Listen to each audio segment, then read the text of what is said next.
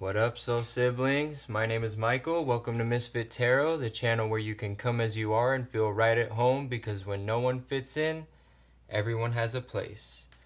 So today's reading, we are going to be looking into what are your superpowers. And basically what I mean by that is like, what are your strengths as a person, as a soul in this world? Because I think about it a lot, and it's something I've learned all throughout my spiritual and physical journey, is that the society that we live in right now can a lot of times be very focused on our weaknesses, and they tell us that we need to focus on our weaknesses and strengthen our weaknesses.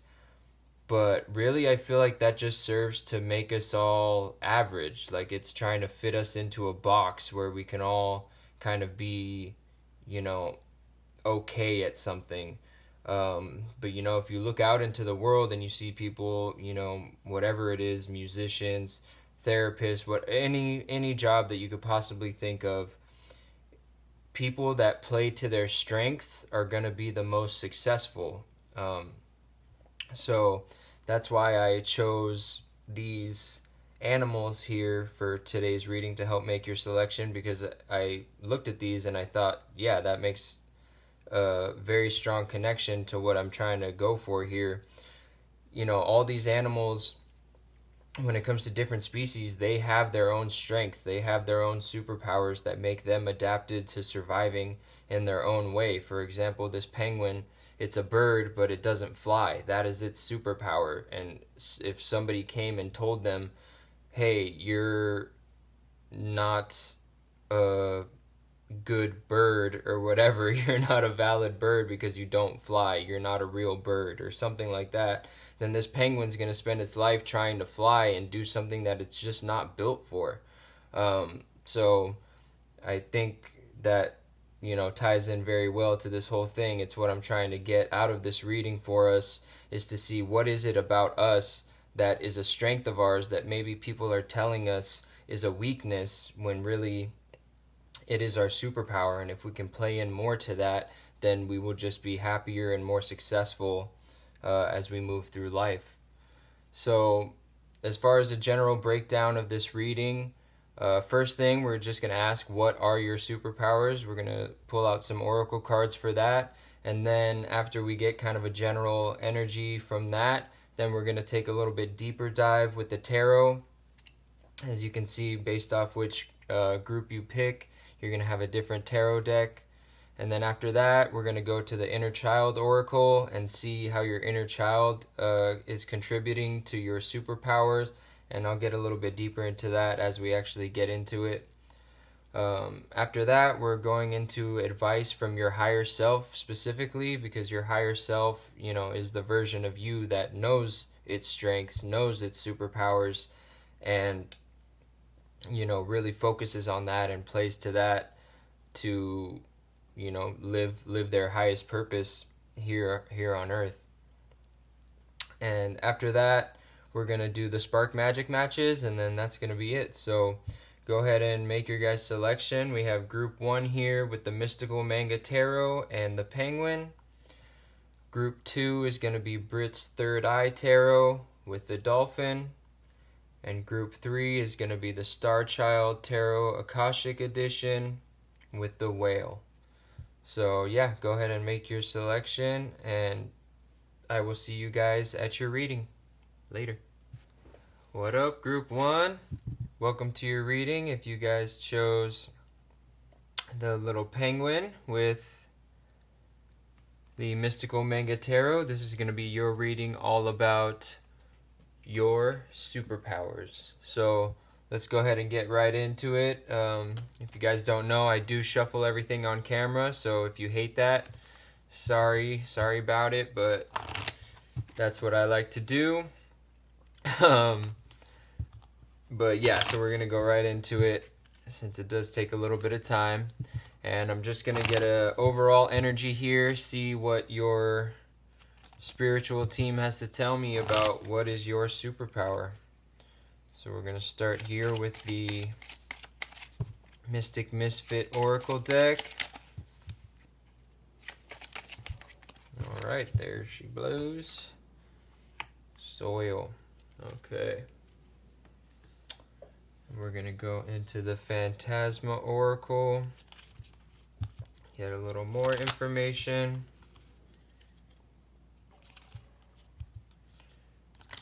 I hope you guys are excited about this reading, because I am.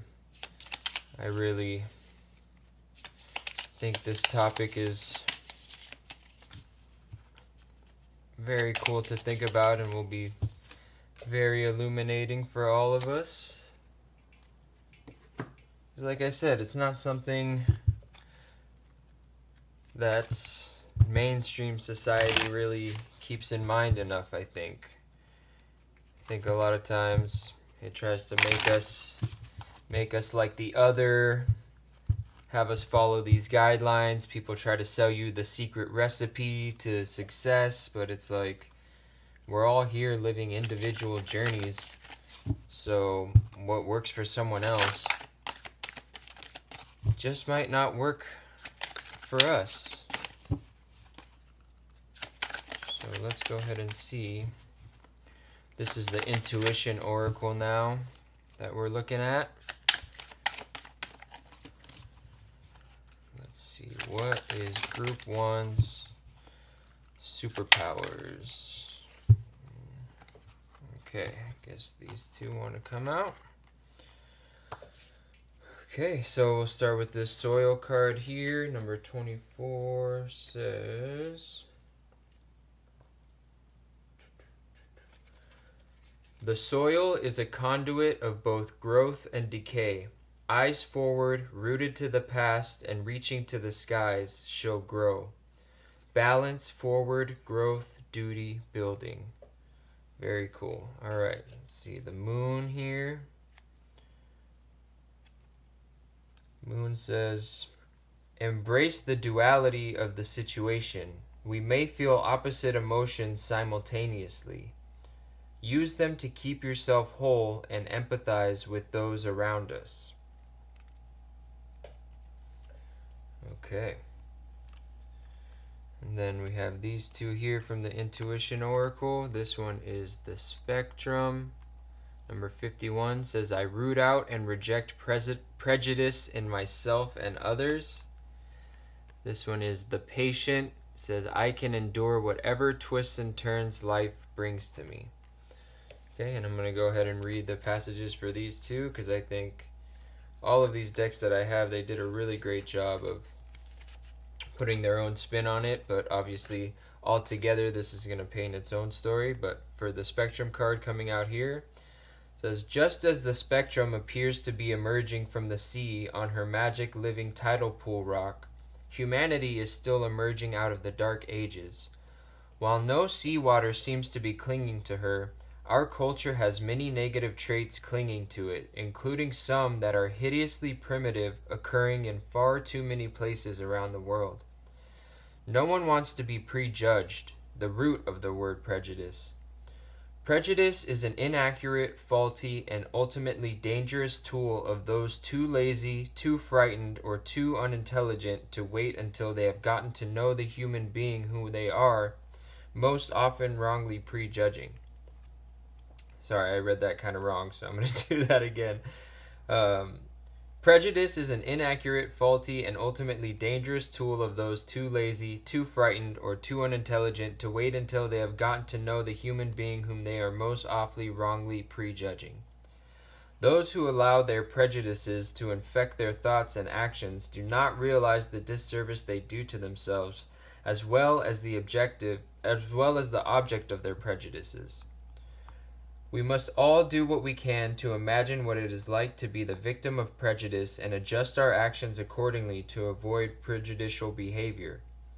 Even those who are not prejudiced may themselves be the victim of prejudice by those people whose hurtful experiences have damaged their capacity for empathy and the self-restraint of their knee-jerk reactions and negative beliefs.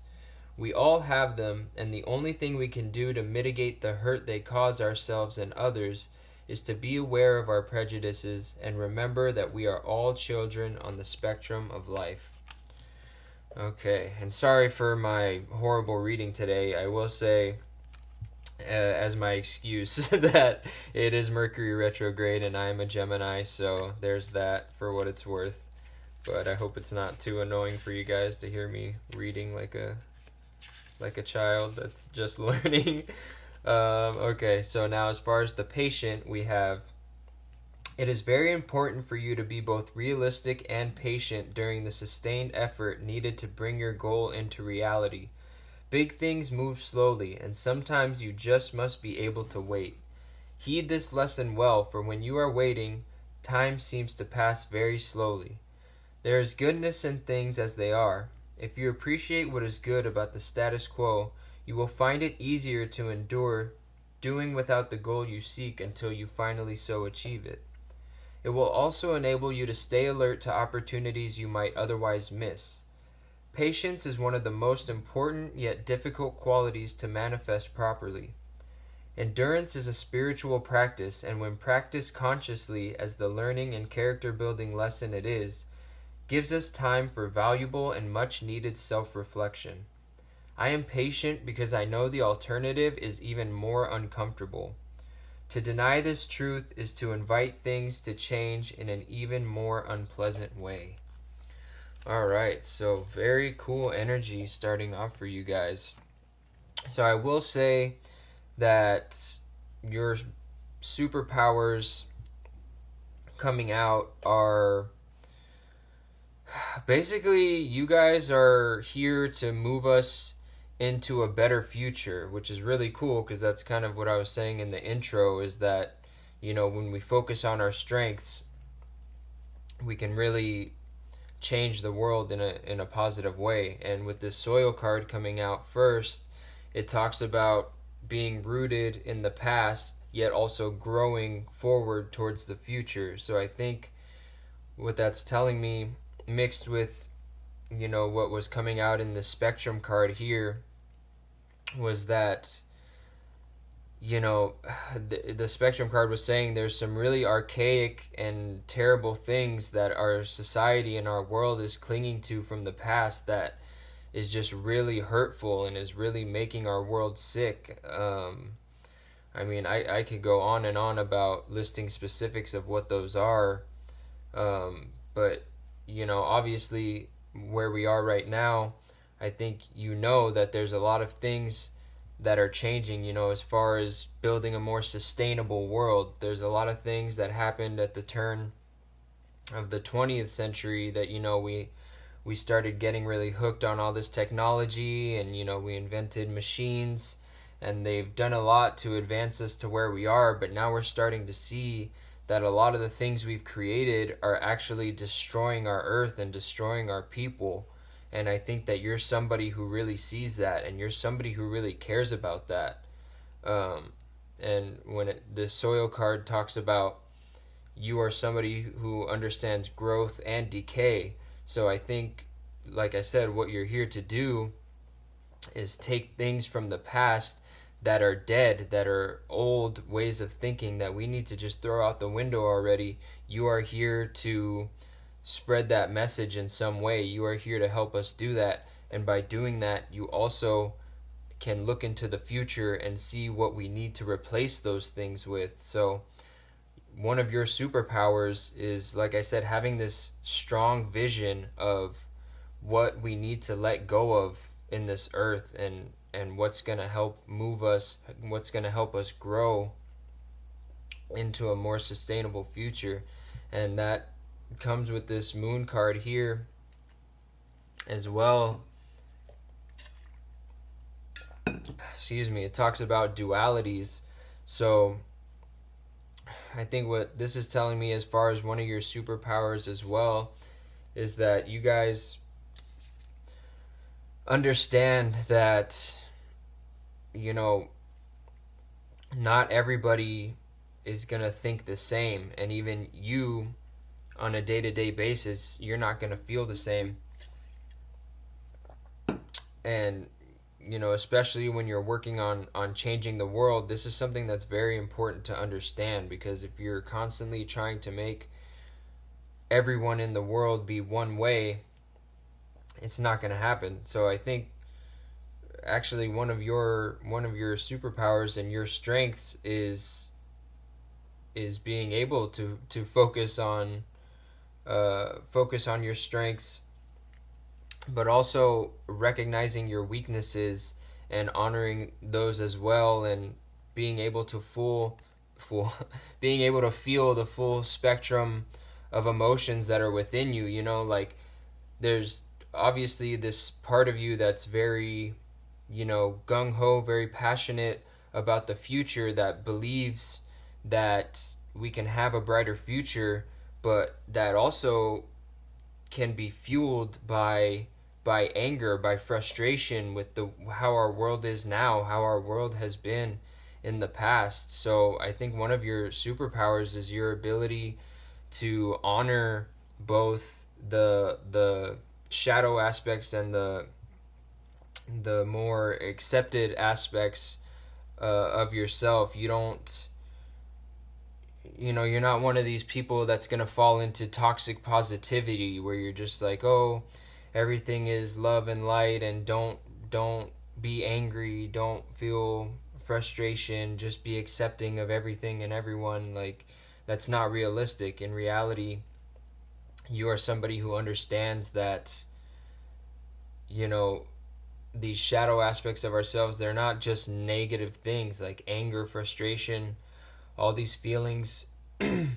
They have their place and they have a purpose here. We wouldn't have those built in to our bodies if they didn't serve some very important purpose. So I think that's one of your superpowers for sure, is being able to honor the parts of yourself that a lot of people might shame about you, or a lot of people might shame about others. And that's something that's very powerful, and I'm sure it'll come up more as we get into the reading. But going on to the spectrum card here, I root out and reject prejudice in myself and others. That's kind of what I was getting at with this moon card, saying that, not everybody's ever going to be the same. The world is full of different energies trying to create a balance. And, it's said in this card that we all have prejudice. So do you, so do I, so does every single person in this world. Like, we are, humans that come into this world, and our brains are little information processing and storage machines that, get filled with all kinds of thoughts and ideas from others. And then we grow up and we can start to process those things in a different way. But at the end of the day, based off the experiences that we've had, that's going to determine how we think about certain things and certain situations. But with this spectrum card coming out for you, I think that one of your superpowers, is that, going along with this moon card, you're somebody who does a lot of inner work. You're somebody who really, when something goes down, you're not pointing the finger at other people and saying, oh, that person's hateful, they're wrong, I'm right. You try to find a balance in there and say, okay, this person probably had this type of childhood, so they believe that. Like, and then it just strengthens your beliefs, and it helps you to be more accepting yourself. And I think that's just a huge superpower, especially, like I said, going into the future of the human race. I love this idea that people are thinking less, black and white, and starting to see that everything exists on a spectrum, whether it's sexuality, whether it's ethnicity, whatever. Literally everything exists on a spectrum, and you can fall wherever it is on that spectrum. And that's the beauty of this world, is, there's billions of people, and every single one is going to be at a little bit different spot on the spectrum. Even if two might be very, very close, there's still something there that's going to be different. And it's usually going to be a lot of things that are different. Like, you might be on the same spectrum of sexuality, but you might be on a different spectrum of gender identity or something like that. Like, no two people are going to match up on every single thing that you can have a spectrum for, you know what I mean? um, Mental health stuff, there's a whole spectrum for each aspect of that. Introversion, extroversion, that kind of thing. So yeah, one of your superpowers is definitely that you see the world as existing on spectrums, and that helps you to be more understanding of others, because like I said, part of your purpose here is to help move this whole world and help move our society into the future, into a new age, into a totally different way of living than we've done it for so long, that people are trying to cling to. You're here to uproot that and move us into the future, and part of that is understanding this, that everything exists on a spectrum, and we all need to be accepting of where we're at on that spectrum. And as far as this last card with the patient, I can endure whatever twists and turns life brings to me. One thing that this card was talking about that I definitely feel as one of your superpowers is that, I mean, obviously it says here, you are very patient, but that comes with you knowing what to do in the meantime while you're waiting for something. Like I said, you have all these great ideas, you know where we're headed in the future, but right now, we're not there yet. So we're definitely we have so much work to do. You realize that the changes that you see are possible, and the changes that you are here to help, get us towards might not even come to fruition in your lifetime, but you're okay with that. You know exactly where your part is in the process and what you need to do in the moment to get there.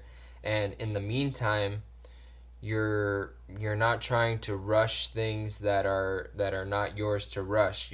You play the game at the pace that it's going, you know what I mean? One thing that it said when I was reading this card was that time seems to take longer when you're waiting. So rather than sitting around waiting for something to happen and focusing on that future thing and being like, okay, until this future thing happens, I can't stop thinking about it, you find something else to focus on. And that's where this patience comes from. It's not that you're patient in the fact that you can just sit and wait for something forever. It's that when you are waiting for one thing to happen, you're working on another thing, and that is a huge strength, and that is something that your spiritual team definitely wants you to keep playing towards, because that is something that's very powerful. So yeah, definitely got a lot of insight here as to your overall energy and your superpowers and your strengths. So now, like I said, we're going to take a deeper look with the tarot that you chose, which is the Mystical Manga Tarot.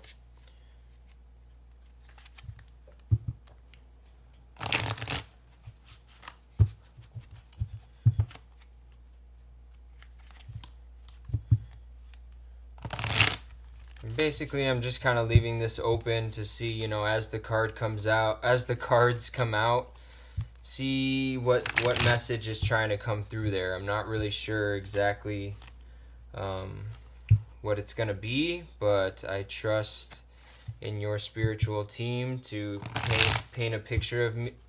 Paint a picture of me. That'd be pretty cool. But paint a picture for me of the message that you need to hear right now, as far as it comes to your superpowers and this mission that you're on here on Earth.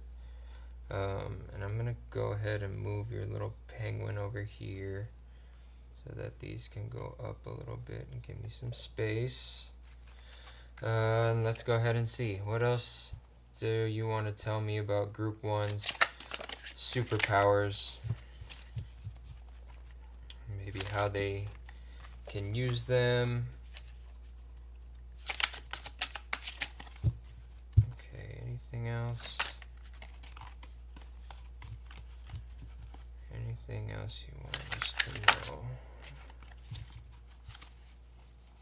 Something flipped over there. Okay. So I think that's good.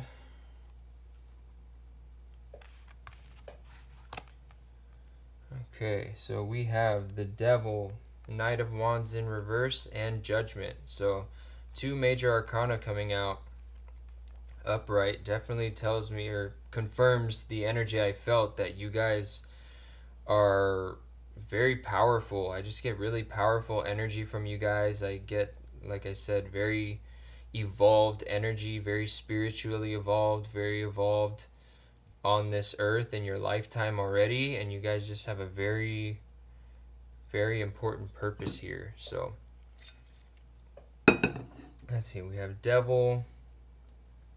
Oh, you know what? I need to go ahead and like block out some of this stuff because I think YouTube is not down with that. So, okay. With the Devil card here, I think that what it's telling me is when it comes to your superpowers,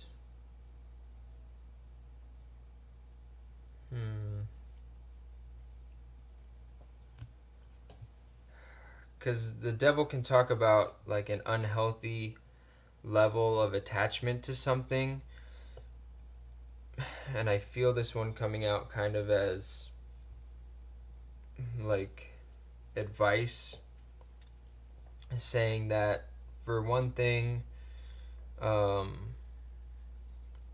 just make sure that, you know, I feel, like I said, I feel this very like passionate energy towards towards this mission that you have, but maybe it's something where it kind of consumes you, where like it might make you at a certain point feel kind of like depressed or burn out because you're constantly trying to do things to better the world, that you kind of miss out on the fact that, you know, we're here to have a human experience as well, and part of the human experience is experiencing things like joy, things like love, things like fun, excitement, you know what I mean? And I totally relate to this. I know what it's like to feel like the world is so messed up and that there's skills that you have that you can use to better the world around you.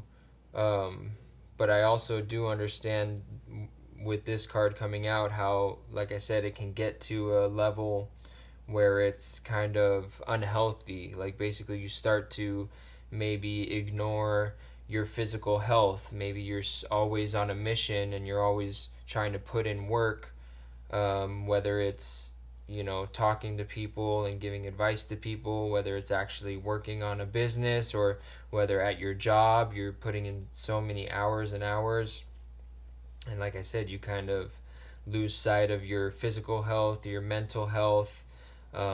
It's like you're such an empathetic person that you feel everyone else's pain and you want to take away everyone else's pain, including the pain of the earth as a whole, that you don't leave a lot of empathy for yourself, and you don't focus on, oh, I haven't eaten since the morning, or I haven't eaten since yesterday, I haven't been drinking water today, you know, I haven't taken a day off in a week and a half, or, you know, even when I am off work, I'm doing my side hustle or my passion project or something like that, and it's like you're not taking any kind of me days, or what do they call it, like self-care. You're not doing a whole lot of self-care. So I think with this Devil card coming out, it's telling me that your spiritual team really wants to make sure that you find a good balance between, you know, fighting your spiritual fight, but then also taking care of your physical body, because one, you're gonna get burnt out and you're not gonna have enough energy to fight this big fight that you're here to contribute to, and this big mission that you're here to accomplish. And two, again, part of your purpose here is to have fun. Your purpose is not just to come here and change the world because of all the things that are wrong with it. There are also a lot of great things about this world and a lot of beautiful things in this world. And you're also here to enjoy that while you're here. You know what I mean? For all we know, this is the only lifetime that you're going to get here on this planet. And your soul, the great spirit, your spiritual team, they want to make sure that you enjoy this world for what it has. Go take a day and get out in nature a little bit, stop and smell the roses, you know what I mean? Things like that. If there's things that you think are fun, like, just have times for yourself where you can just not be this spiritual warrior, you know what I mean? Times when you can just, like, let everything go and be like a lot of other people in the world that just want to be distracted for a little bit, that want to just escape for a little bit, or, like I said, not escape from the world, but escape from this heavy energy a little bit. I know this is something that brings you joy deep down as well, but there's also other things that can come in, such as play. It's basically like the energy of play, childlike curiosity, stuff like that I think your higher self and your spiritual team wants you to make more time for. So that's what I'm getting here with this Devil card. And then with this Knight of Wands in reverse, basically the Knight of Wands is somebody who's moving forward with their passion. They're taking inspired action towards their passion. So with this coming out in reverse, maybe it's saying to slow down. I guess that kind of goes with this Devil card. It's like they're really emphasizing a need for you to slow down a little bit, to what you're passionate about, that you feel your purpose here on the earth. But again, if you're going too hard on that one thing, if you're always working and you're not making enough time, like I said, for play, for rest, for rejuvenation, then it's going to affect the positive impact that you can have on this world. So again, just some more advice coming here from your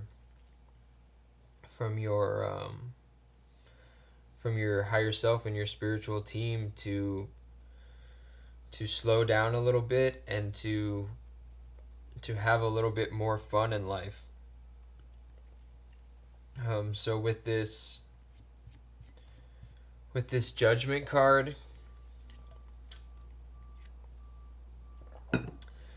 Judgment talks about, it's in the original one, there's I think it's Archangel Gabriel that comes out, and he's here to judge everybody about how they've been living life and what they've learned, and see if they're ready to kind of ascend to the next level. And one thing that I get a lot from this card is kind of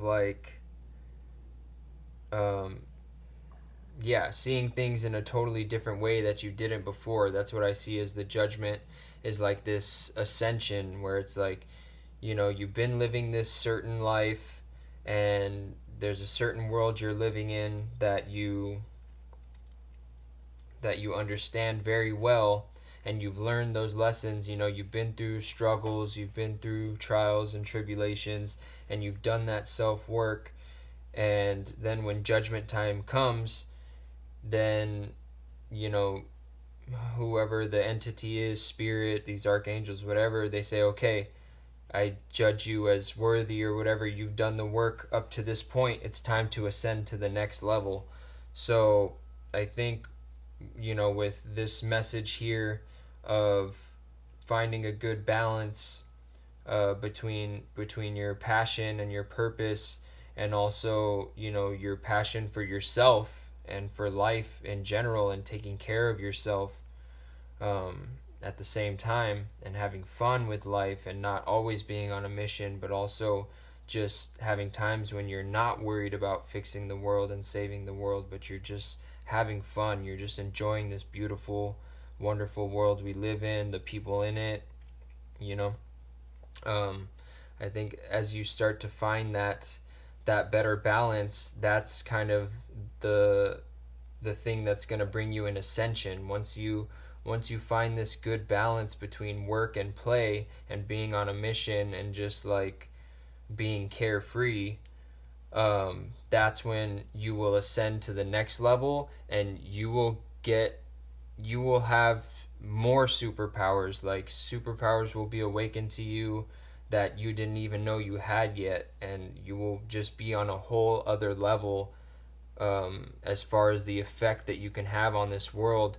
And you will see that, like, yeah, basically you're going to be on another level where you look back and you're like, damn, I had no idea that I could possibly have this effect on the world. I didn't know I could get to this level of actually being able to change the world. I hope that makes sense. Basically, work on finding a balance between work and play, and that will take you to the next level, where on your mission to change the world and make it better, you will be able to make an even bigger impact, bigger than you can really probably even believe right now. But I hope you do, because what we believe is what comes out in the world. So yeah, make some time for some carefree fun, and keep focusing on your passion as well, and just believe that moving forward you are going to make such a huge impact on the world. And yeah, that's really where it's ending for this part of the reading. So let's go ahead and move on to the inner child portion. And I'm just gonna go to the inner child oracle and see what comes out, and see maybe a way that your inner child already unleashes a superpower within you, or maybe something where if you heal this within your inner child, it will bring out a superpower within you. Depends on what comes out. So let's see.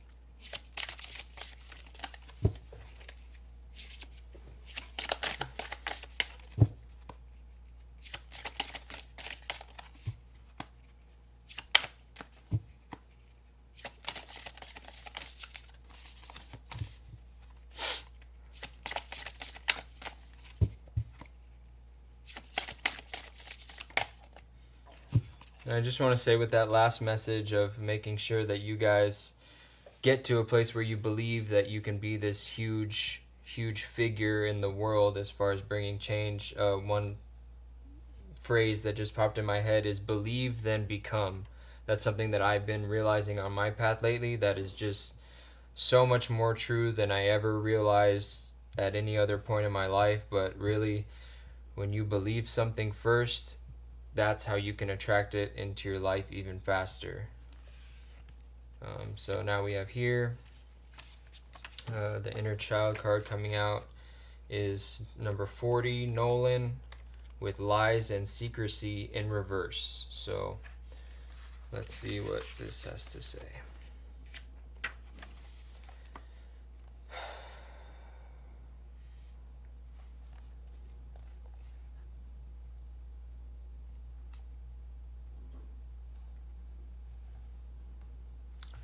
So usually I read the upright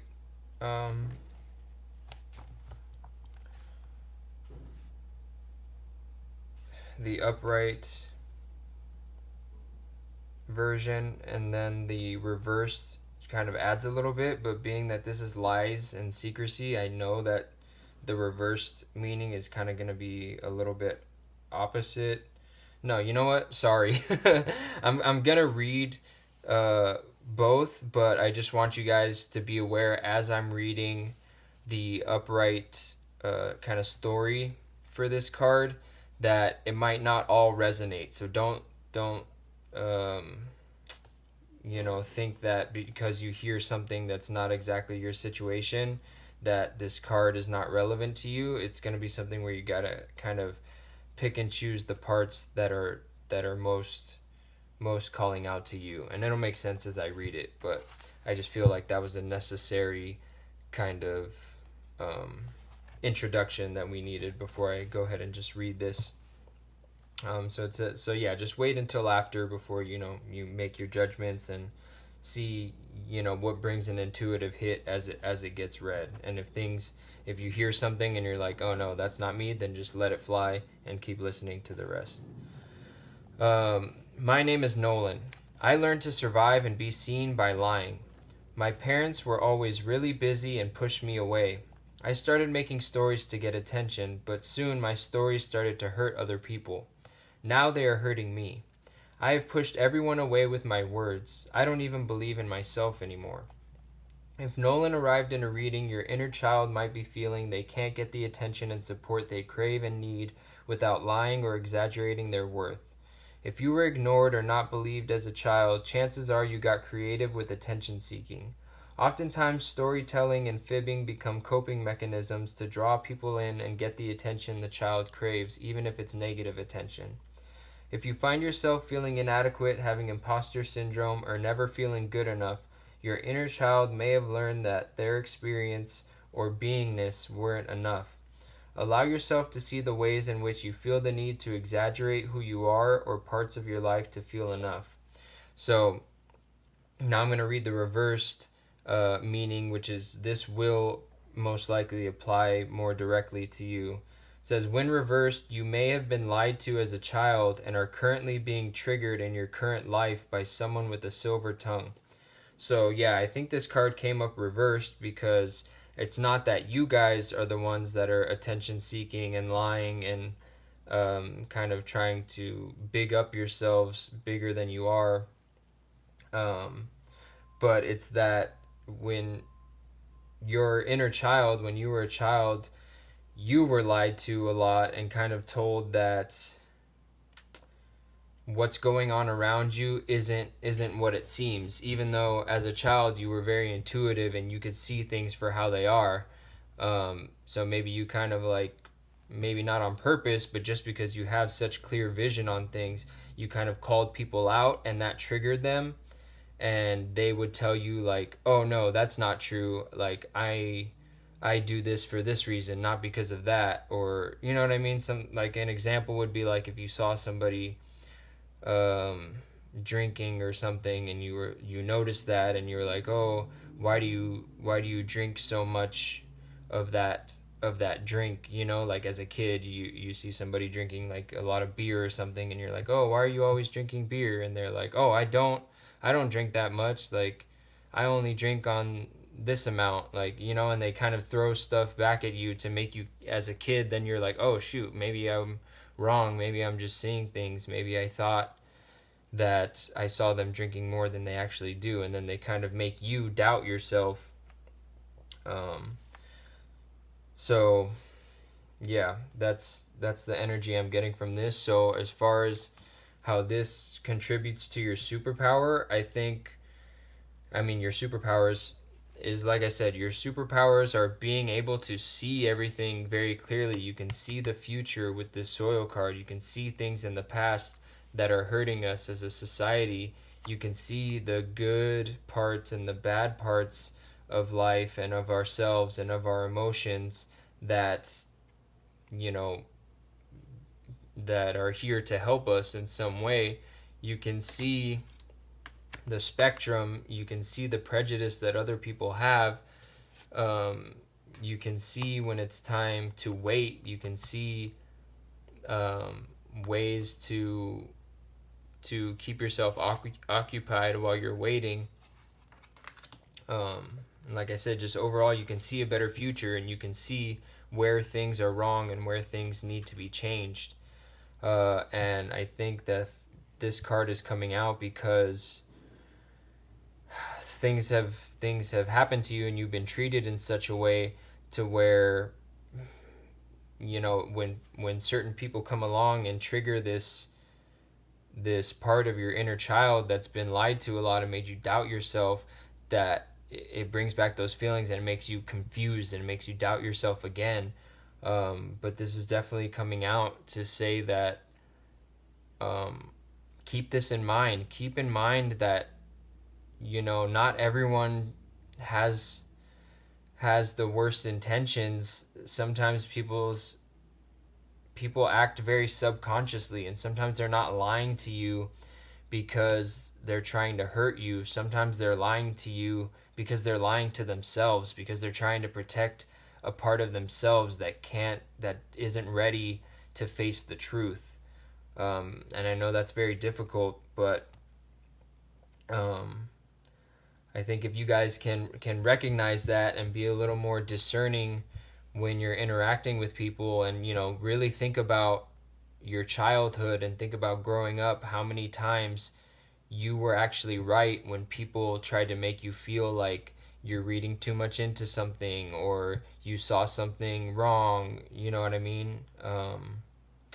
Maybe you could tell when somebody was upset, and you always said like, hey, you know, maybe it's your parents or something, or whatever, and you could instantly see that they were upset, and you would say, hey, are you okay? Like, what's wrong? And then they say, nothing, I'm fine. Like, you know what I mean? Like, I'm fine. And then it makes you think, oh, okay, maybe I just was seeing things. And then it makes you subconsciously, it starts to build into your body of like, I can't trust my intuition, basically. Like, what I think I see is not actually what's going on. So it creates this self-doubt, and that's definitely going to hold you back from, like I said, being this person that your higher self brought out to me and your spirit team showed me. Remember that you are that initial energy that I read, that is you. Anything less than that, anything that holds this energy of, you know, being somebody who's confused, who doesn't have direction, who doesn't know what they're talking about, that is not you. And really try to figure out when and where that was built into you, so that you can work on letting those things go and, you know, kind of return that energy to whoever sent it, and be left with your own energy. Like I said, all this energy that we talked about, be left with that, and like I said, move on to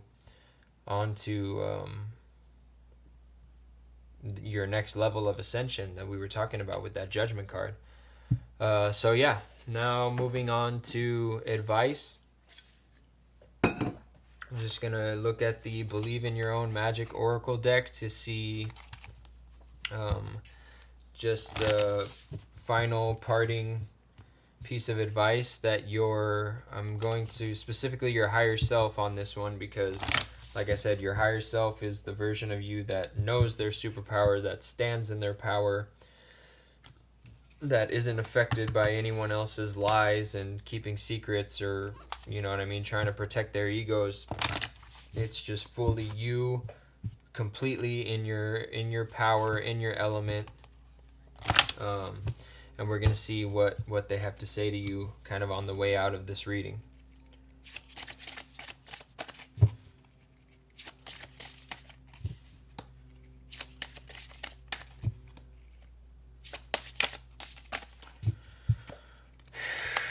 Alright, Group 1's higher self, what advice do you have for them?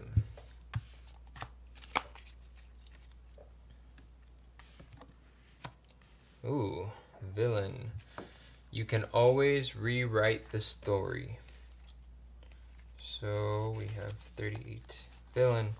You can always rewrite the story. A hard truth to swallow. Sometimes our villains win. However, that doesn't mean you should give up or lose all hope.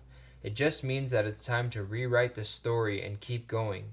It can be incredibly freeing and empowering to reclaim yourself after a personal tragedy. Wow. So, I mean, that kind of seems like it really took a turn there with these last two cards to really bring to your attention that there have been some people in your life that really um, shaped your story and how you've seen it play out.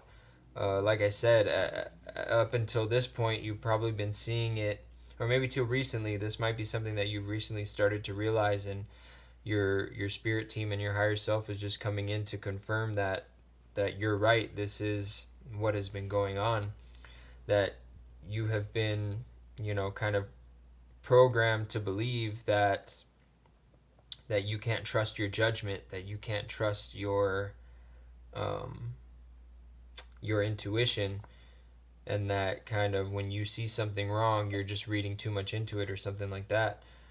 So with this coming out saying you can always rewrite the story, I think that's what your higher self really needs you to do right now. Is, like I said, see your story the way it's actually gone, not the story that you've been told. The story that you've been told is false. It's clouded by somebody else's need to, like I said, protect their own self-image.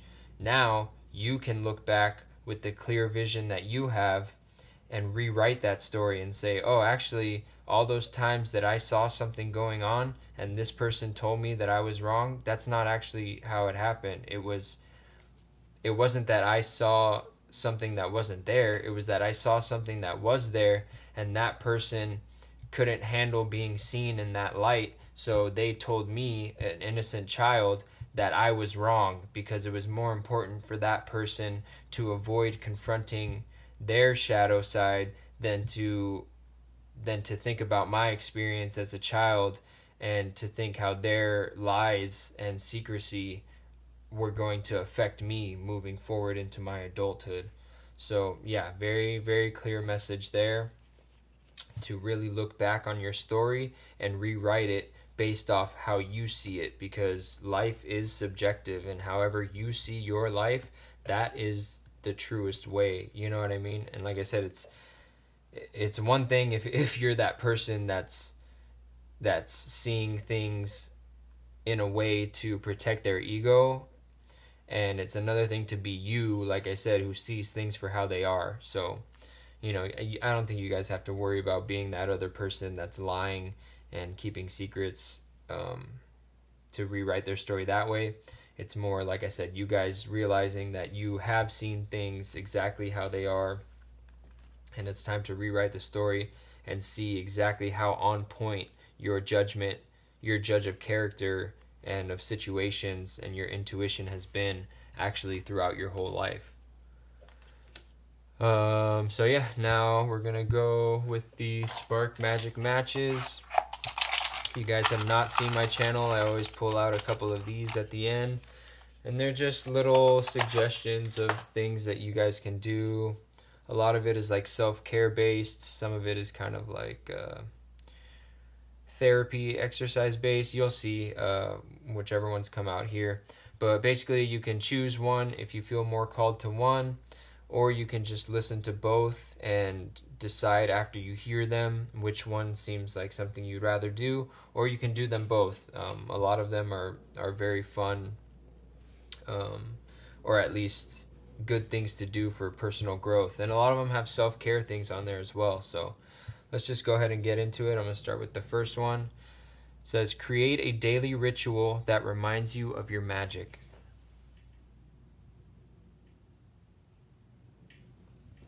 So yeah, create a daily ritual that reminds you of your magic. So whatever it is, that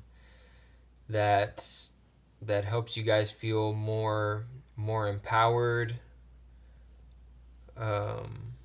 Yeah, I would say that would be a big focus, but I'm going to leave that mostly up to you guys. Create a daily ritual that reminds you of your magic. So whether it's one thing that you do every day, like some affirmations or whatever it might be, just something that makes you feel more empowered, more magical, more, like I said, like your true self.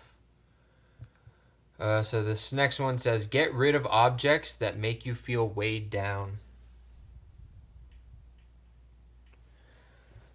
I think this is very, very important. I've pretty much almost every time bring up this woman because um, she deals a lot with things like this as far as objects that you have in your house and the way that you present them and organize them. But if you guys haven't heard of Marie Kondo, check her out. Marie, last name Kondo. I think she has a couple shows on Netflix. She has some books and stuff like that. She's probably on YouTube. So if you want to look her up, Marie Kondo. She does a lot of work with stuff like this. And as far as how having objects in your house that they carry energy, but more importantly, they create an energy within us. For example, this rock right here that says faith. When I see it, I see the word faith, and I think about having faith. It makes me feel a sense of peace. It makes me feel like I'm not alone in the world, things like that.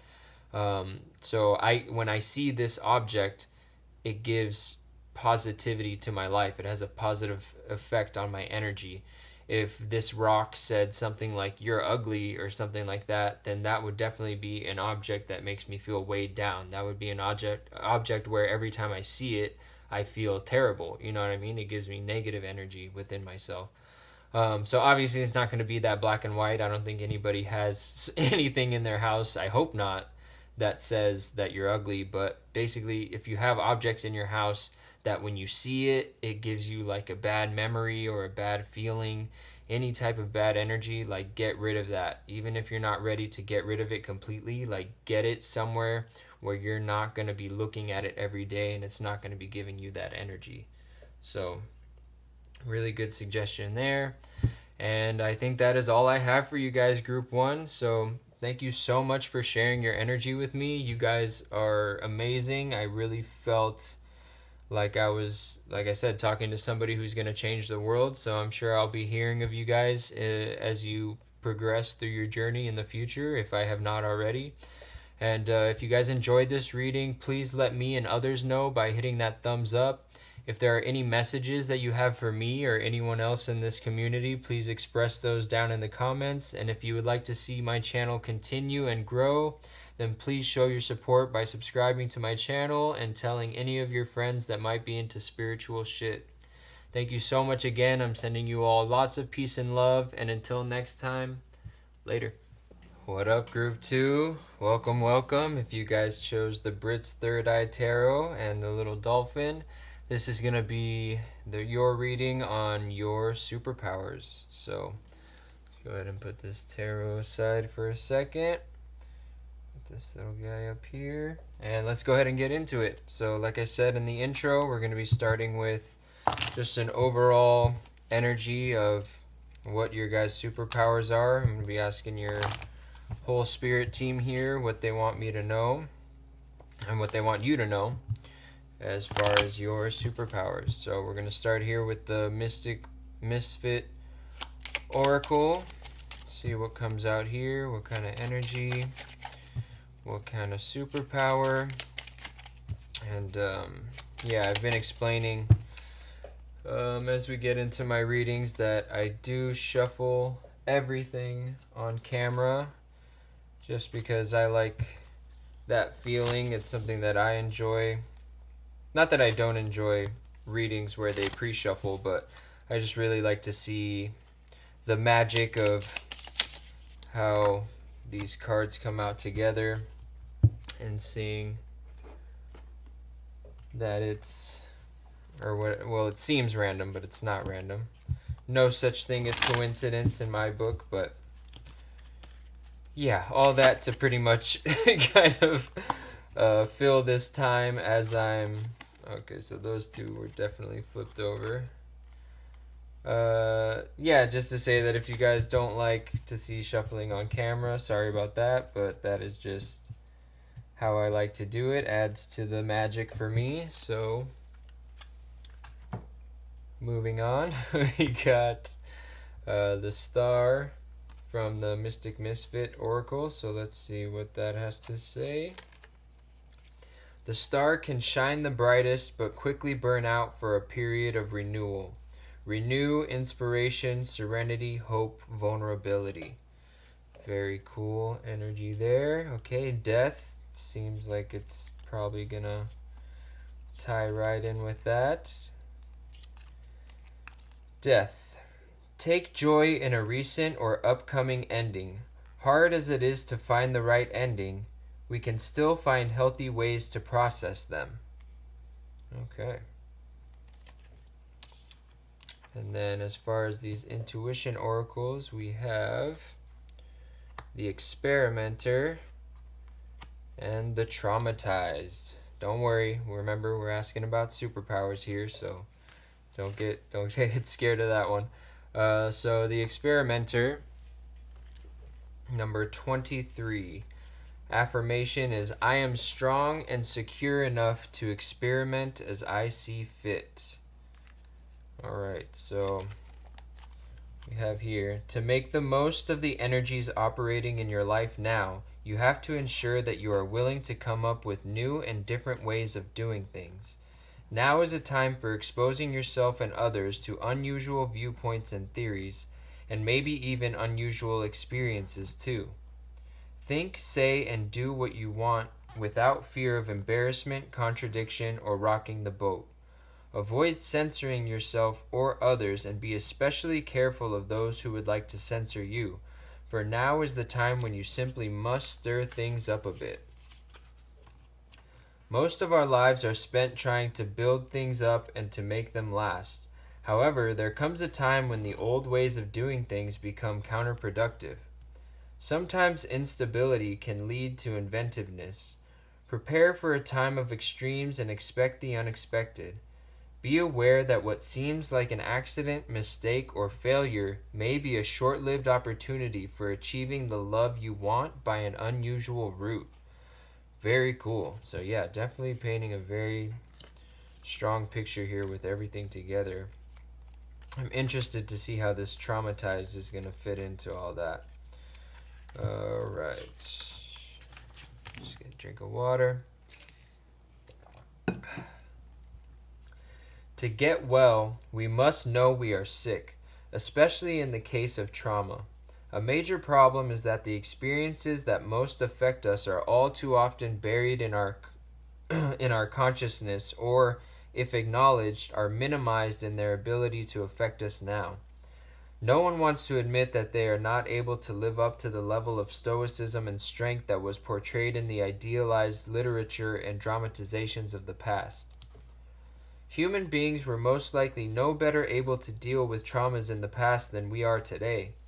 They probably became just as affected as anyone today experiencing similar experiences, but suffered in silence. Their trauma-influenced behavior accepted as just who they are. Things were much harder, and people did not expect anywhere near the level of joy, comfort, and leisure time that is now held up for envious scrutiny every day and in every way technologically possible. The violence of the pace of everyday life in the 21st century and the daily tsunami of information, most of it is meant to frighten us and control us. Sorry, I've been struggling with the reading today. Mercury retrograde, got my number. I am a Gemini, so it hits me hard sometimes. Okay, the violence of the pace of everyday life in the 21st century and the daily tsunami of information, most of it meant to frighten and control us, would have been enough to traumatize anyone born 100 years ago or more. Okay, so what I'm getting here for you guys as far as your superpowers. So first, with this star card coming out, it says the star can shine the brightest but quickly burn out for a period of renewal. So what this tells me is that you're somebody who, and along with the death card and the experimenter card, you're somebody who is constantly reinventing themselves. That is definitely a superpower. There's a lot of people that are afraid to experiment with themselves, that are afraid to change, that are afraid to express new sides of themselves, that are afraid to change because of what people will say. People will say, oh, you've changed, and say that like it's a bad thing. But for you, you definitely know that it is a good thing, and it's something that you're very used to in your life. It's something that you embrace for sure. Because with this death card coming out, it said, take joy in an ending. So I think that for you, your superpower is that you actually enjoy letting an old version of you die and birthing a new version of yourself. And with this star card, what it's telling me is that it's a really cool energy where like you you go through this period of getting to know yourself, and you learn how to let that part of you or this version of you shine very bright, and people look at you when you're in this version and they say like, damn, that person is inspiring. You know, when you think about a star, it's like represents hope and things like that. So and for me, it represents like inspiration as well. So I think that you are an inspiration to people when you live your truest self. But then that's the thing about you, is you're not like, oh, okay, now this is my truest self and this is who I'm going to be forever. It's like, no, you get to this point where you're very comfortable with expressing yourself. You have this strong effect on people. You let it shine very brightly. You are who you are. And then you go through some things, you learn some things. I think you're a very spiritual person. I mean, obviously, if you're watching tarot readings, you're at least a little bit spiritual, but I'm getting a strong spiritual energy here because of this star card and this death card and the traumatized card. You're somebody who does a lot of inner work. This came up in the first group too. I think my channel, most of my readings, I get very, very strongly spiritual beings. So that's really cool that I'm attracting those types of people to this channel. But like I said, with the star here, you get to this point, you have this strong personality, but then you learn some things and you say, okay, like, wow, now I like this, or now I want to experiment with this, now I want to try this. And then you actually find like, wow, I really like this now. I'm kind of ready to stop doing this other thing that I was doing. I actually am learning now that I more like this. And instead of being like, oh, but everybody knows me as this, like I have to stay like that, you're like, nope, see ya. Like, see ya, past version of me. Time to start a whole new process of getting to know yourself and becoming who you are and being okay expressing yourself in this new way. So that's a really cool energy there. I've never gotten that energy from this card before, but kind of mixed with everything, that's what I'm getting. So you're somebody who is constantly going through self-transformation, and that's very inspiring to other people. That is a superpower for you. Not everybody is comfortable changing so much. Not everybody is comfortable putting an end to old ways and totally letting themselves be reborn and renewed as someone totally different. And for you, I think that's something very exciting. That's the energy I get as I'm channeling these messages. It's like, it's very exciting to be you, because like you're never stuck in a box. You're like constantly like have new stuff to tell people. When people interact with you, it's not like with some people where you talk to them and you're like, hey, how's it been, and then they kind of tell you same old stuff. With you, people talk to you, and then if they haven't talked to you in a while, you come with all this crazy stuff you've been doing since the last time they saw you, and they're like, what the hell, like I've only been doing like the same things and you've done all this, like that's crazy. But again, that's something that really inspires other people, and it is a superpower for you because it opens up new opportunities for you. I think it said that here in the experimenter, like when you can go through things and not be embarrassed about your changes or embarrassed about how you express yourself, like you can actually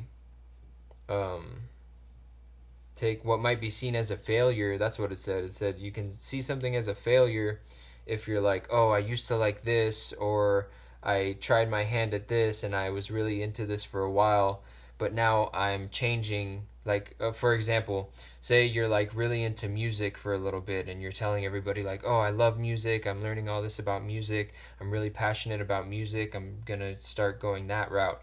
And then all of a sudden you realize, like, I don't know, tarot comes into your life and you're like, oh my gosh, I love reading these tarot cards. Whoa, am I like very highly psychic? Like, this is really cool. And then all of a sudden you're just like, okay, I don't like music as much as I like this. I think this might actually be my path. So then when you see people next time and they're like, hey, how's the music stuff going? A lot of people, they might be like embarrassed about that and be like, oh, actually, um, I wasn't as into that as I thought, and they might feel like, kind of, like I said, embarrassed because people might see that as a failure, like, oh, you couldn't do the music thing, so now you're doing this thing. Or they see it, yeah, people see stuff as a negative thing, like when people change their mind, and that's so silly because, like, this is like very childlike, very wildly creative energy, and it's beautiful. It's beautiful to try different things out. Like when we're children, we don't get as harshly judged when one day we're into this thing and then the next day we're into something else. We're just like, oh, they're just a kid, they're just figuring themselves out. But then we get into adulthood and everybody expects like for you to just stick with one thing and then never want to do anything else, not be experimenting with your life. It's so ridiculous. Like, why is it not okay for adults to have that childlike energy of just like living life and trying out different things and going wherever their heart's telling them to go? I think that's beautiful. And I think you do too. And that's a really cool energy about you guys. And like I said, that's a superpower. That's something that's going to take you just somewhere that you have no idea, because like I said, who you are today is not going to be who you are in 5-10 years. Definitely, like, you'll be somebody totally different. And that's, like I said, I just get a really exciting energy. um, and you guys definitely are inspiring me. I love that energy. And then with this traumatized coming in, this is kind of going on its own thing, where another superpower that you guys have is how I kind of talked about that inner work part of you, where this was kind of talking about, it is an inner transformation, but it's also a lot of outer transformation, how you express yourself, things that you do, like I said, as far as music or tarot, that's you interacting with the world. But with this traumatized card, it says, I acknowledge that I have been traumatized, but also that I am healing. I think this shows that, again, you're somebody who does a lot of inner work, a lot of inner healing. And that, I think, really inspires people too, because I believe it was talking about in this card. Let me just double check. Yeah, about how, as we move into the future, it's becoming more and more acceptable, it's becoming more public for people to talk about their traumas. Whereas, like it said, 100 years ago, people would never dream of letting their neighbors find out that they are depressed, letting their coworkers find out that they feel anxiety or something like that. But now it's something that we can kind of bring up and be like, oh, me too. Like, I go to therapy too. Like, it used to be something that's very shamed, and it still is to a huge level, which is incredibly sad. But like I said, moving into the future, a lot more people are like you, where they're doing their inner work and they recognize the traumas that they have. And that is absolutely a superpower, because I think one of the things it said in the card is like, when you don't realize those things, then it really affects you going into adulthood. When you don't deal with stuff and traumas that happen to you as a child or even as an adult, and you just think that everything's okay. I can definitely relate to this. Like, I thought for a long time, because people would tell me, oh, your life is this, like, if you have a generally average life or whatever, you haven't been through something like extremely violent or traumatic in that way, that you don't have any traumas. But now we're learning there's so many ways that we can have traumas of abandonment, of attachment, things like that, and they all affect us, you know what I mean, just as much, like, as anybody else's trauma. um, and I think you're somebody who definitely thinks about that a lot, who works on that for yourself, does shadow work, does, maybe inner child work, works with their trauma, sees where it comes from. And like I said, that's a great superpower for you guys, because it allows you to, I just want to see it put it really well in here. A major problem is that the experiences that most affect us are all too often buried in our consciousness, or if acknowledged, are minimized in their ability to affect us now. So, yeah, it's like you don't minimize the things that have happened to you. You honor them, and you learn about how they've affected you, so that you can move forward with more strength, more balance in your life. And then I'm guessing that you're also somebody, like I said, with the star card, you're this bright light that when other people have trauma and they, for any reason, open up to you about it, you're somebody who has done that inner work, so that you have good advice to give people, and you have a lot of sympathy and empathy for people, and you can make them not feel judged, which I think is a very healing, beautiful thing for this world. So that's all the initial messages I'm getting here for your superpowers. Now we're gonna get the tarot that you chose, the Britt's Third Eye Tarot, and we're gonna go ahead and just dive a little bit deeper. I'm leaving this part open just to your spirit team to see what exactly they want to add to this, what exactly they feel like you need to hear regarding this. And yeah, we'll see what that looks like when it comes out. So what does group 2, what more do you have to tell us about their superpowers?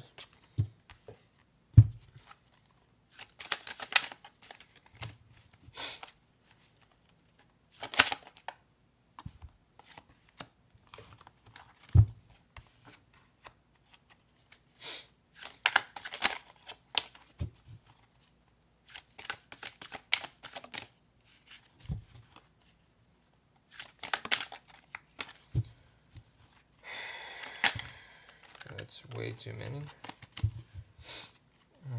Okay, anything else you want us to know about these superpowers?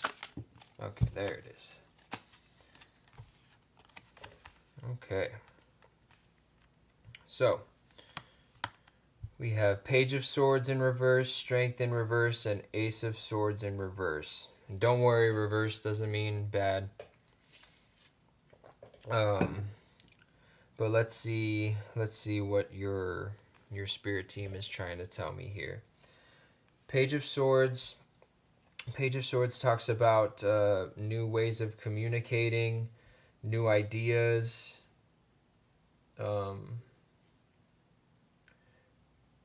Being open to new ways of communicating with people, and new ideas that are coming in. So I think that kind of goes with the Ace of Swords.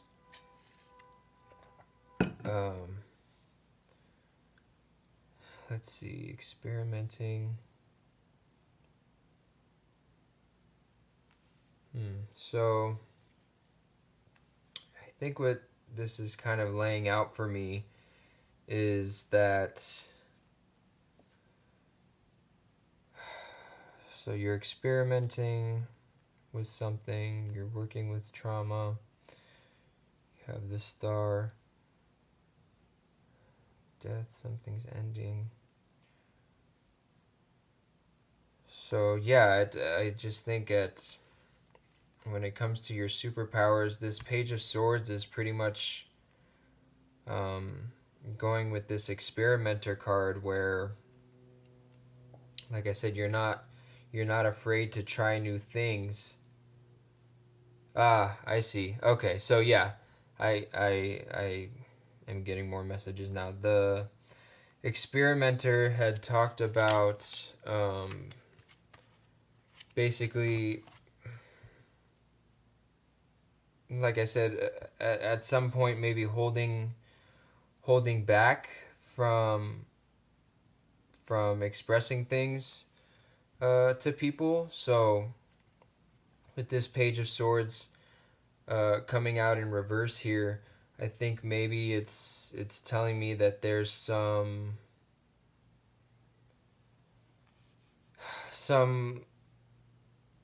lack of clarity that you're having. So yeah, I guess it's kind of laying out like this. So as far as where you're at in life right now and using this superpower of reinventing yourself and experimenting with new things and expressing yourself truly, because this experimenter card, it didn't just talk about experimenting and trying new things. It also talked about, really expressing your true self and not holding back any part of yourself when it comes to expressing yourself. And I'm actually just gonna go ahead and um, reread a portion of it because, like I said, I feel like this really summed it up well. Now is a time for exposing yourself and others to unusual viewpoints and theories, and maybe even unusual experiences too. Think, say, and do what you want without fear of embarrassment. Without fear of embarrassment, contradiction, or rocking the boat. Avoid censoring yourself or others, and be especially careful of those who would like to censor you. For now is the time when you must simply stir things up a bit. Okay, so from that, like I said, the superpowers I was getting here is that you're somebody who's these are your superpowers. I think I may have said that you're comfortable with these things, but now with these cards coming out, I'm thinking that maybe you're not 100% super comfortable with these things as your superpowers. Maybe these are something that you're beginning to develop or you're in the middle of developing, but you're still very much working with embodying this energy and expressing this energy here. So what I'm seeing with the tarot here is the okay, so it actually is going the way that it came out. So with the Page of Swords coming out in reverse, it's saying that there's some kind of blockage with this being open to expressing yourself in new ways. So your spirit team is coming through now to say that, remember that this is your superpower. Your superpower is being able to bring fresh ideas to other people, and maybe you might think that other people are just so different from you and so different from your way of thinking that if you say something weird or like something totally out of their scope or their whatever type of communities that they're into, that they might just not understand at all and make you feel like, oh, I shouldn't have even said that. Like now they think I'm weird or whatever. But I think what this is saying is that if you go out of your way to keep being who you are and express yourself that way to anybody and everybody, that it's going to make sure that you have the right people around you. And I think that you might actually be surprised at how many more people respond in a positive way and in a curious way rather than like in a judgmental way. There's definitely going to be people that are going to be judgmental towards you. But I think you have, with this strength card in reverse here, another one of your superpowers is like you have a very high level of inner strength. You have this strength where you don't have to change everybody's mind. You're just, the best way for you to go about things is to express yourself how you are not try to change anybody's mind with your beliefs, but rather it's more of a personal thing. By you going through this personal transformation and personally working on you expressing your truest self, that will inherently affect others. You don't have to focus on how your actions affect other people. Focus on your relationship with yourself, because I think that's a big part of your purpose here on this earth and part of this life that you're living. Um, so yeah, first card coming out here saying really make sure that you push yourself to, because I said in the intro, a lot of times we take our strengths and we kind of demonize them, where we think that it's weird or it's not going to be accepted. So then we look to our weaknesses and we say, oh, well, everybody is like this, but I'm not really. So I have to work on this weakness of mine that will help me fit in with everybody else. But that's not your destiny here. I mean, of course, if you came to watch this reading, like, this is so that you can hear from your spirit team, from your higher self, what are your superpowers and how to best use them to, fulfill the purpose that is meant for you in this life, what you really want to achieve in this life. So yeah, big thing coming from the Page of Swords here is really push yourself out of your comfort zone, to be open with people about your ideas that aren't going to be very easily accepted or easily understood. Like, that doesn't matter. The more you express your true self, the more the universe will be able to bring people into your life that are more like you. Because again, if you're always hiding your cool out there ideas, how is the universe going to bring somebody around that will recognize you as somebody with those same out there ideas to connect you with? They're not going to be able to. People are going to be walking right past you and thinking you're just like everybody else, because that's how you're acting. So again, Mercury retrograde, I feel like I'm having a really tough time getting this message into words, but I really hope it's making sense for you guys. With this Ace of Swords, what this is telling me coming in reverse is that you might be looking to the outside of yourself for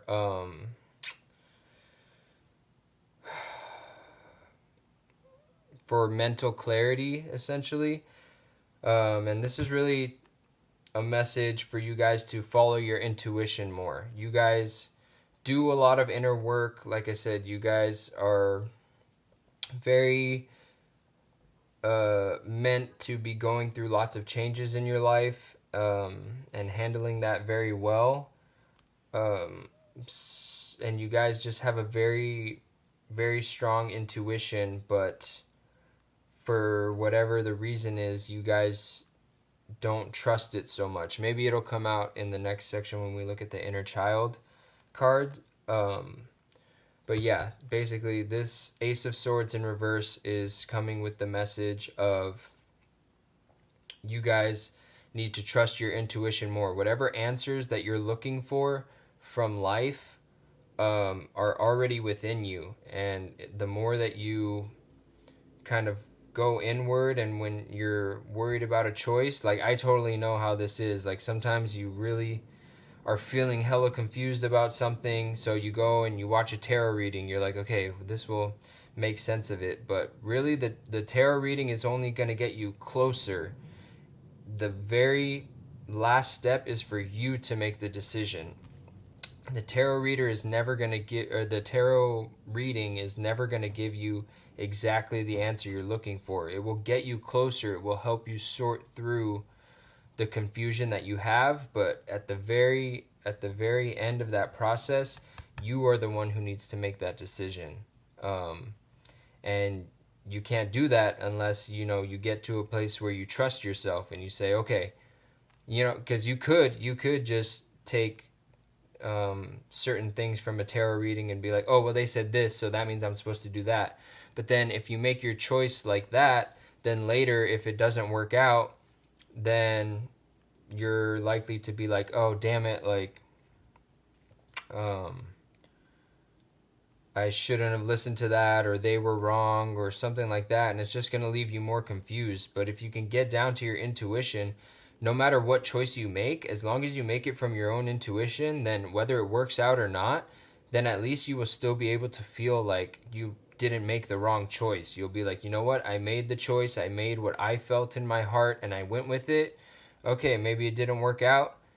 One thing to keep in mind is that rejection is divine protection. So even if you make a choice from your heart and it doesn't work out, that experience was still meant to teach you something, and then you're being redirected somewhere else.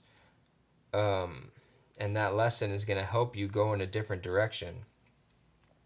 So I hope that's making sense there. And then, like I said, with this strength card in reverse, another one of your superpowers that you guys have is that you are very, very strong. You are somebody who has been through a lot, who can continue to endure a lot of, maybe traumatizing experiences, which I hope you guys don't encounter too many more, but we always are. We're here living a human life. Suffering is part of the deal.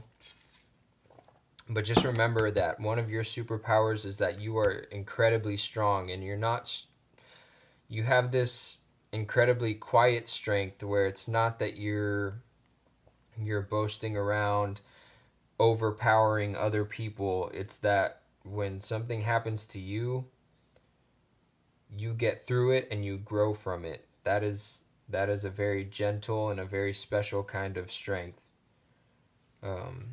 So yeah, that's what I'm getting from these tarot cards. Now let's go ahead and move these aside and see what we get with the Inner Child Oracle.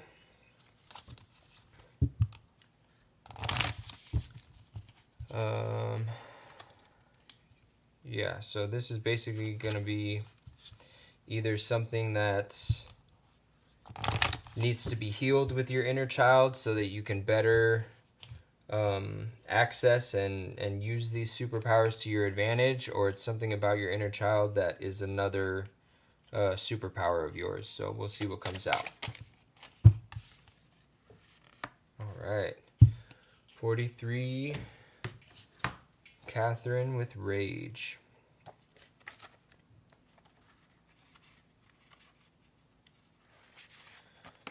Okay, so what do you want? My name is Catherine, and if I cause you pain, I guess that's your problem. It's not like I choose to be in pain. I didn't ask my parents to die. I didn't ask to be put through the system, and yet here I am. So if you're in pain, deal with it, just like I do. Catherine, like many children who felt abandoned, alone, or in deep pain, used rage and vengeance as a form of self-defense. Their motto is, I will hurt you before you can hurt me. Catherine appears in a reading when your inner child is in fear of being hurt or feeling betrayed. You might be responding by pushing people away or saying hurtful things. It's important to distinguish between the hurt and justified inner child and the current situation. Oftentimes, when your inner child has suppressed painful emotions, they continue to do so throughout adulthood, pushing and compressing pain and feelings until nothing else can fit.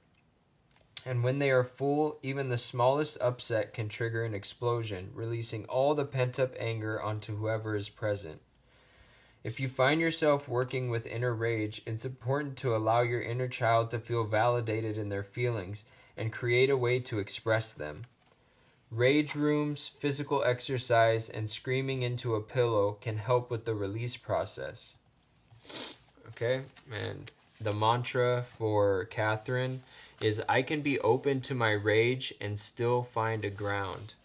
And then there's some remedies and journaling questions that you can work with here to help heal this energy if you guys would like.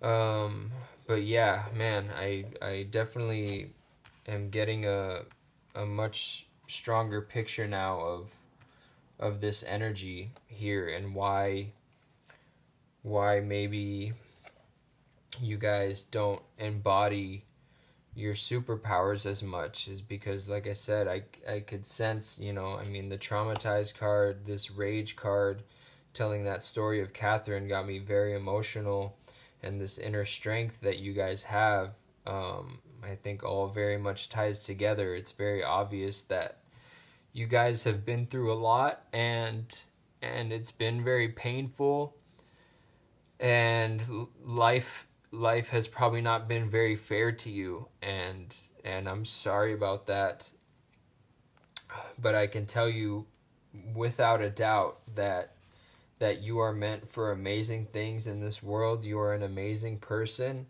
and you don't deserve to feel like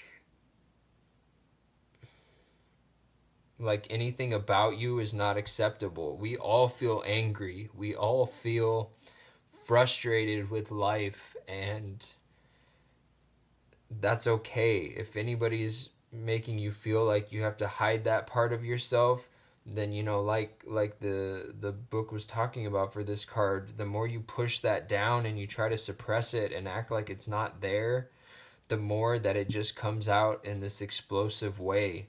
And I totally relate to this. I have definitely done a lot of work with this. I've exploded on people many times and felt very ashamed of myself for how I've reacted to certain situations and how I've exploded in this way.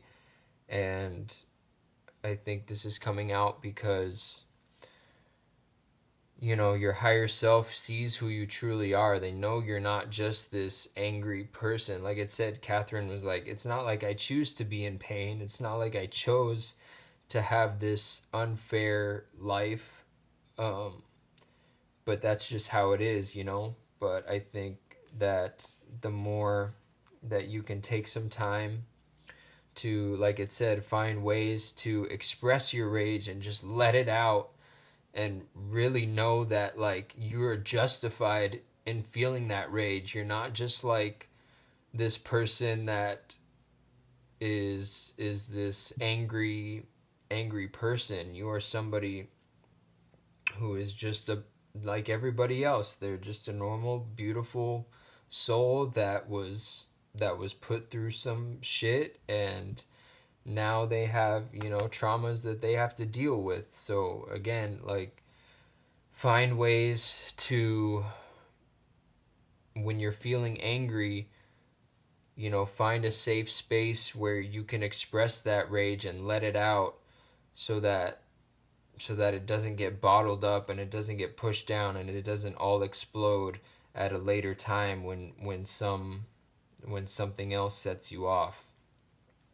Um, yeah, so that's what I'm getting here is you will have better access to your superpowers and be more able to express yourself the way you are, um, when you can kind of work with this energy of letting out your rage, because otherwise the more you keep in this rage, then if you're, for example, if you don't work on this and you take all that beginning advice of expressing yourself more with people and being weird and out there, then like I said, a lot of people are going to judge you, and a lot of people are not going to give you the response that you deserve or the response that you expect. And if you have this rage built up inside of you of feeling misunderstood, of feeling mistreated by life, then you're going to be feeling mistreated by those people, and you're going to blow up on them, and ultimately that's going to hurt you. You know what I mean? And like I said, you don't deserve that. You deserve to heal this part of yourself. You deserve to feel angry whenever you are angry. And I hope that you have people in your life that can support you through this, but even if not, use that inner strength that you have. You can see now the color schemes are actually very similar here. Um, use that inner strength that you have to be there for yourself and do the work in whichever way you need to, watching videos, reading books, doing exercises, whatever it is, and really nurture this part of your inner child. That's why I do these inner child cards. I'm so happy I found this deck, because it's just something that we all deserve. We all have these hurt children inside of us that are just begging for things that we never got, that we deserve. And unfortunately, like I said, it's things that we deserved from the people taking care of us when we were younger, but we didn't get. So now that we're adults and we're growing, we have to be able to give those things to ourselves, and it's not easy. But you are 100% up to that task. And like I said, by working with this, your life is just going to expand into places that you could never have imagined. So now we're going to go ahead and get some advice, final advice from your higher self. I'm going just to your higher self on this one, because your higher self is the version of you that, like I said, is not so attached to these traumas that you have, and they know what their superpowers are, and they play to those strengths, and they don't focus on their weaknesses. So this is just going to be advice from that version of yourself, of maybe something you can do now. So let's go ahead and see what they have to say.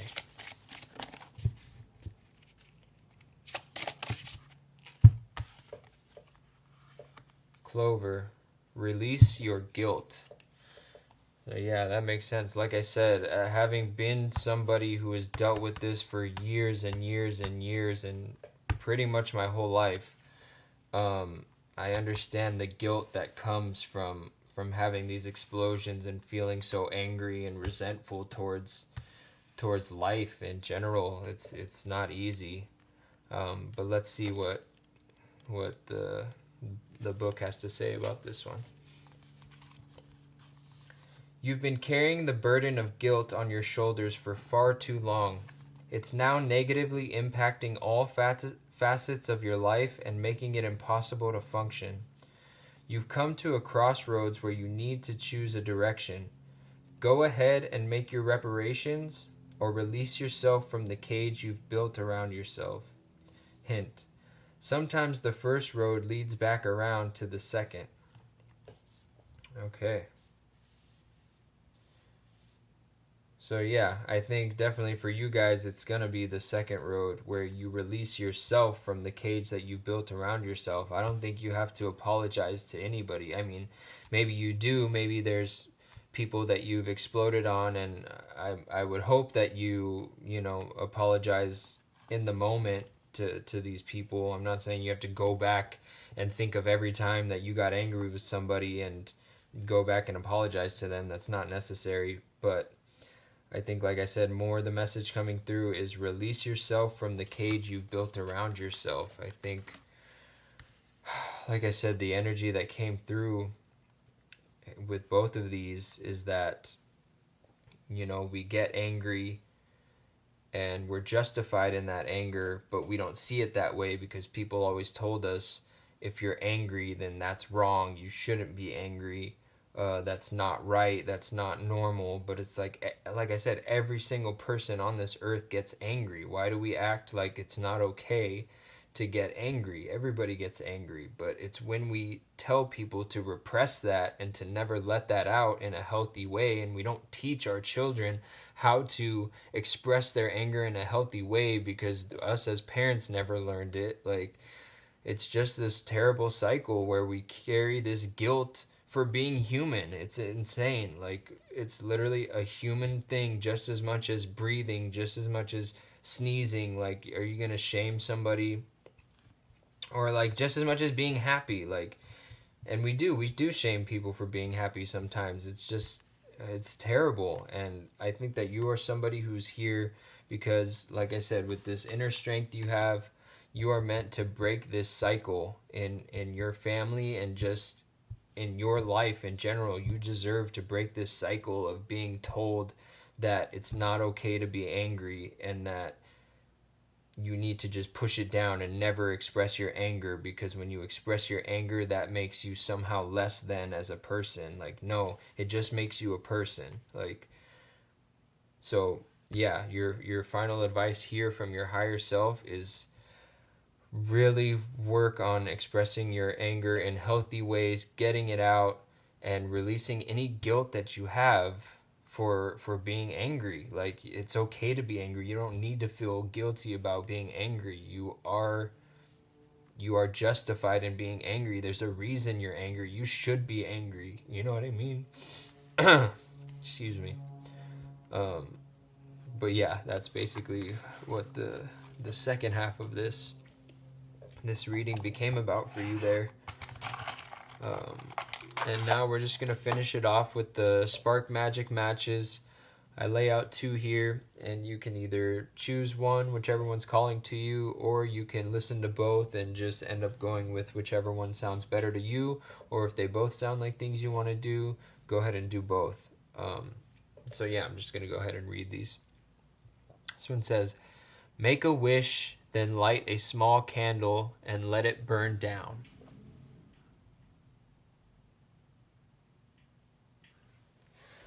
I love that. I think rituals are very important when it comes to fulfilling wishes. And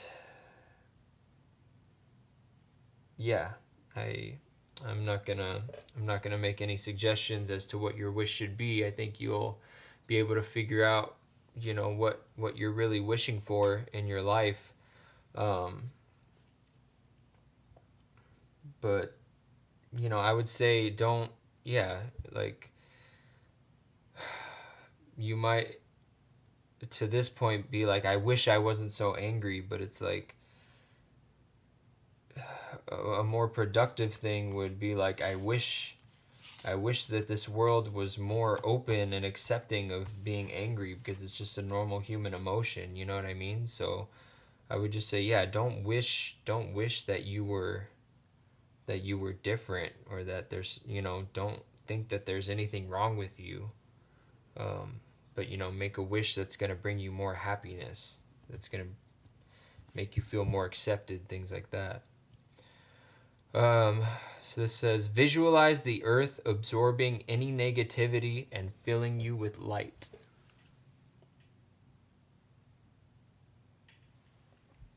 So yeah, that's like something you can do to express your rage. You can like,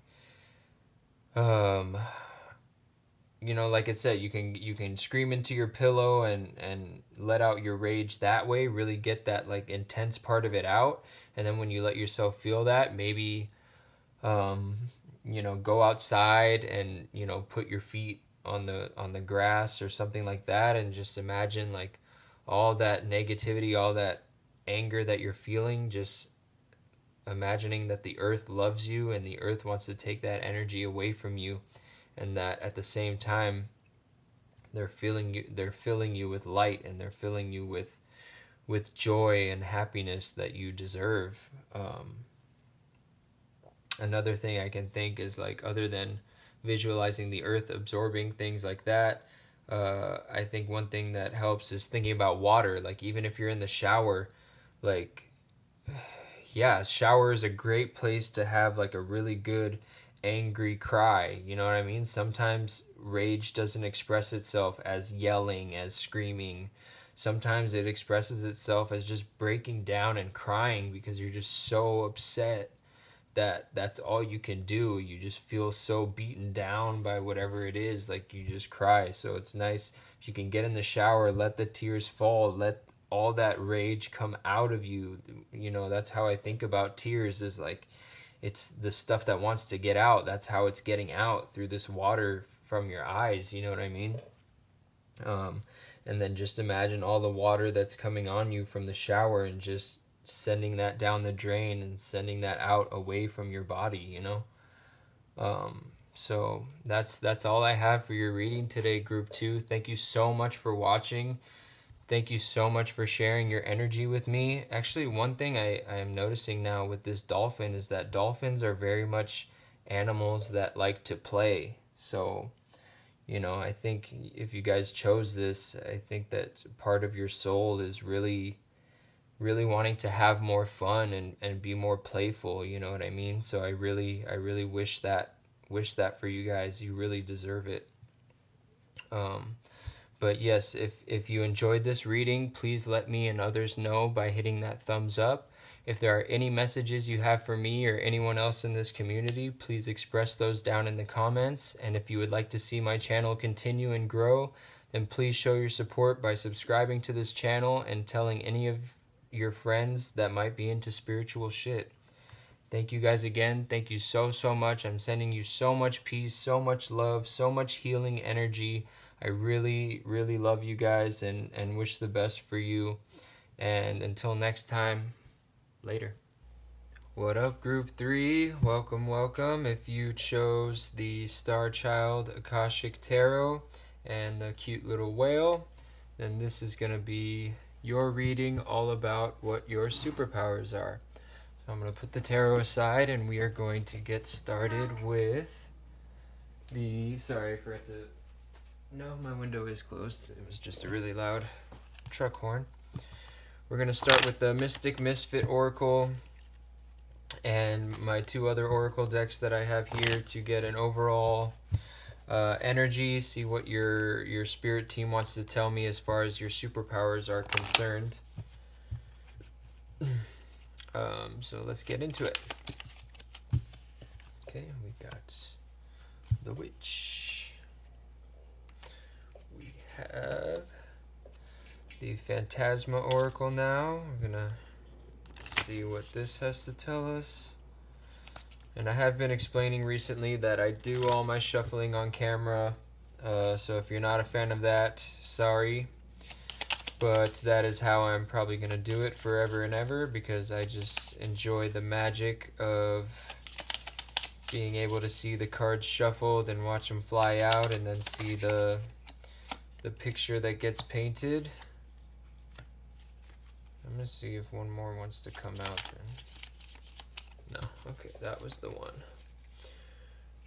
Okay, now let's get the Intuition Oracle.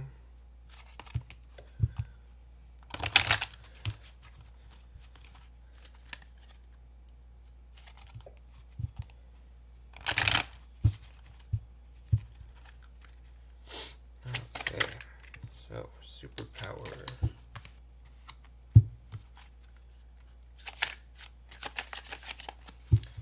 Interesting. All right, very concise with you guys. Only one card for each, so there's probably going to be a lot of messages coming through for each.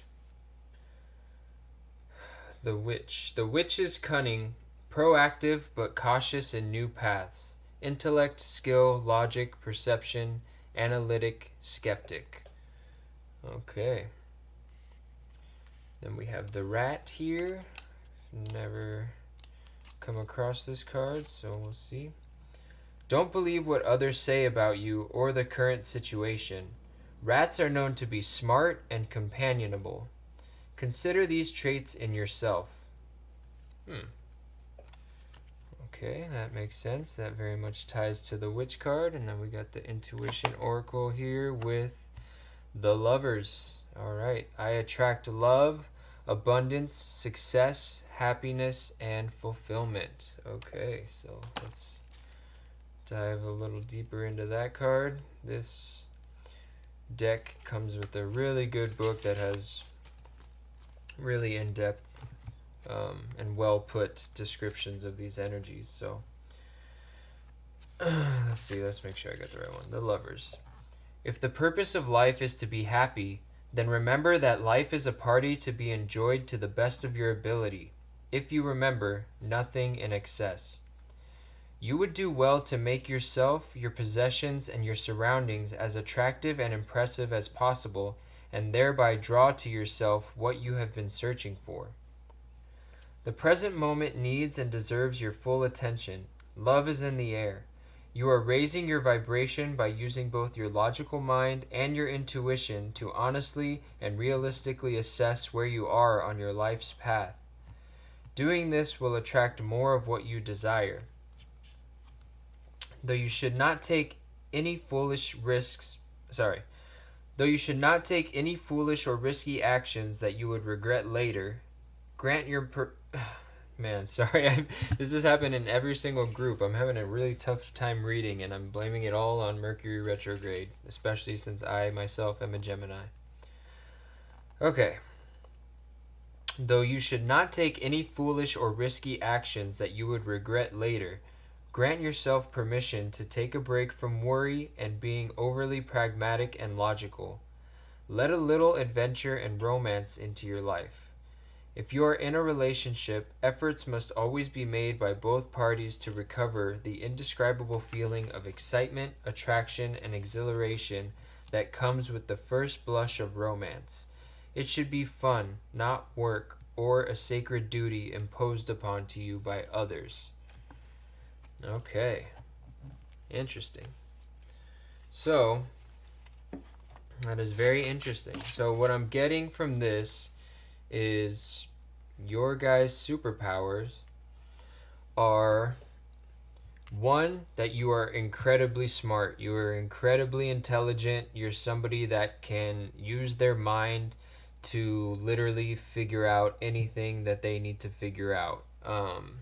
The fact that the witch came out and the rat and they both spoke to intelligence tells me that that is a huge part of you and a big strength that you have, is you got a big brain, and you really, you know how to use it. Essentially, it's a very, very big strength for you, and absolutely a superpower. So one thing, it's interesting, it's like this one on this side, we got the witch, and it talks about mostly, intellect and logic, being analytical, being skeptical. So it's like all very, very logical, intellectual energy. And then we have the rat here in the middle that talks about being intelligent, but also being very companionable.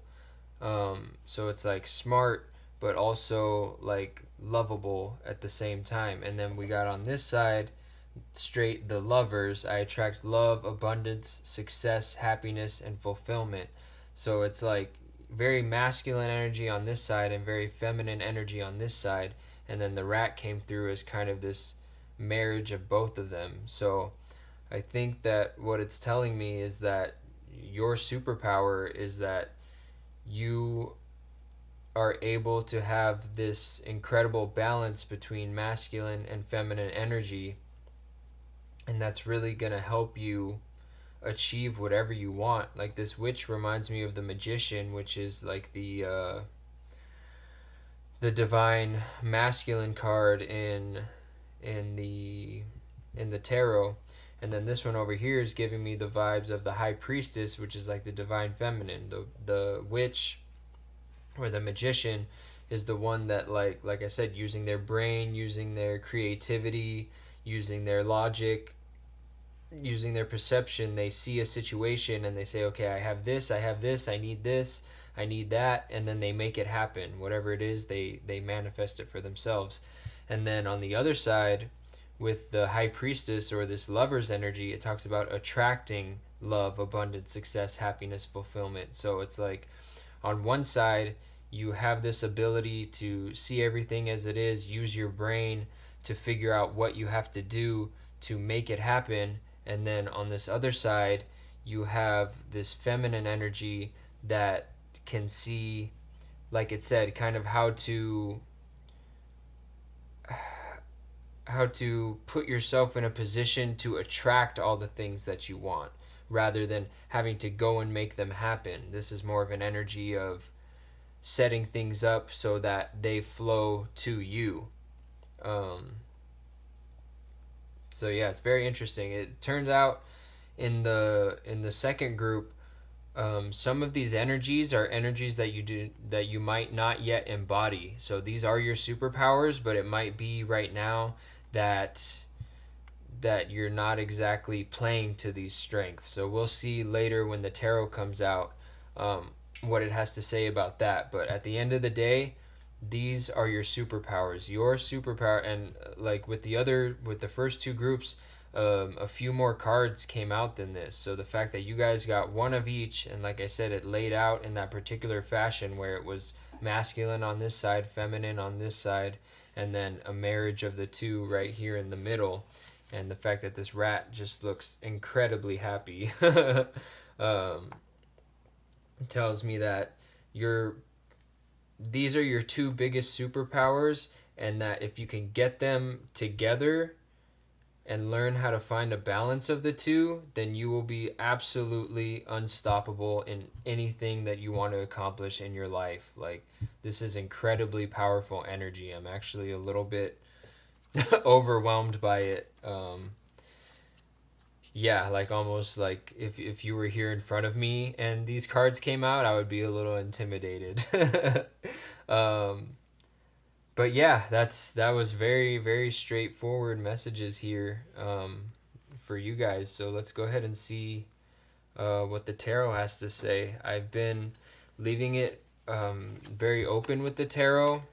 Like I said, I'm not really asking any specific question. I'm just kind of asking the question of what more does your spirit team want you to know about these superpowers. So far, what's come out is maybe there's some blockages that you're having that are preventing you from fully embracing these superpowers and using them. Some have popped out in the tarot, some other superpower that you have. So it's really whatever your spiritual team and your higher self are feeling like they want to bring forward to you the most. So let's go ahead and see what more do you want group 3 to know about their superpowers. Okay, interesting. All right.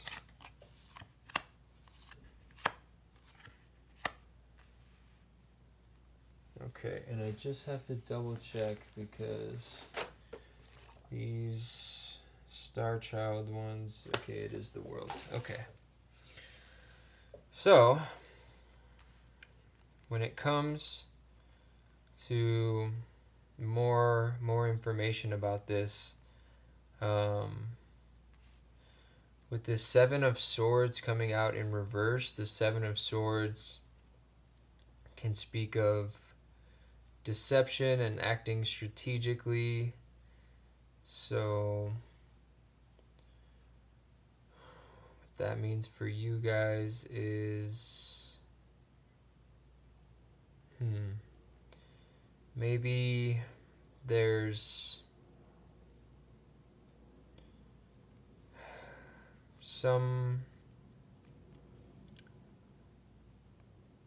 part of you guys, when the Seven of Swords comes out in reverse, basically a lot of times the message is that you guys don't see yourself how you truly are. So I'm not sure if it's that you don't see yourself as intelligent, or you don't see yourself as feminine, or you don't see yourself as companionable. But it could be any one of those things. Unless something comes out later, that's going to be up to you guys to recognize and decide what that means to you. But this Seven of Swords in reverse is definitely coming out to tell me that one thing that's holding you back from really embracing your superpowers is by not seeing yourself the way that you truly are. In a sense, it's like you're deceiving yourself from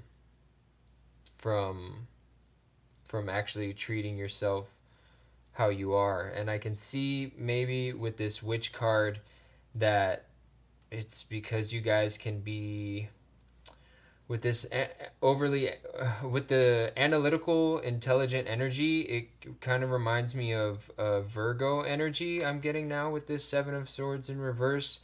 And I'm a Virgo moon, so I definitely know what it's like to that there's a line between being analytical and being overly analytical. And a lot of times when you have that energy of being extremely analytical, One kind of side effect of that can be that like you're your own worst critic, like because you're constantly thinking about everything and how to make it better and things like that, that sometimes when you're stuck in your brain a lot. And yeah, that makes sense because Seven of Swords, the swords do relate more to intellect. um, so either you guys are telling yourselves that you're not as intelligent as you think, or um, you're using your intelligence to such an extent that you're ignoring this more feminine, more nurturing side of yourself that's not giving you that comfort. It's more like you're using your brain so much that it's cutting yourself down, that you, because you analyze everything and you're very smart, a lot of times you can, everything boils down to your responsibility, your fault. And a lot of times when you look at life that way, yes, it helps you grow very, very much.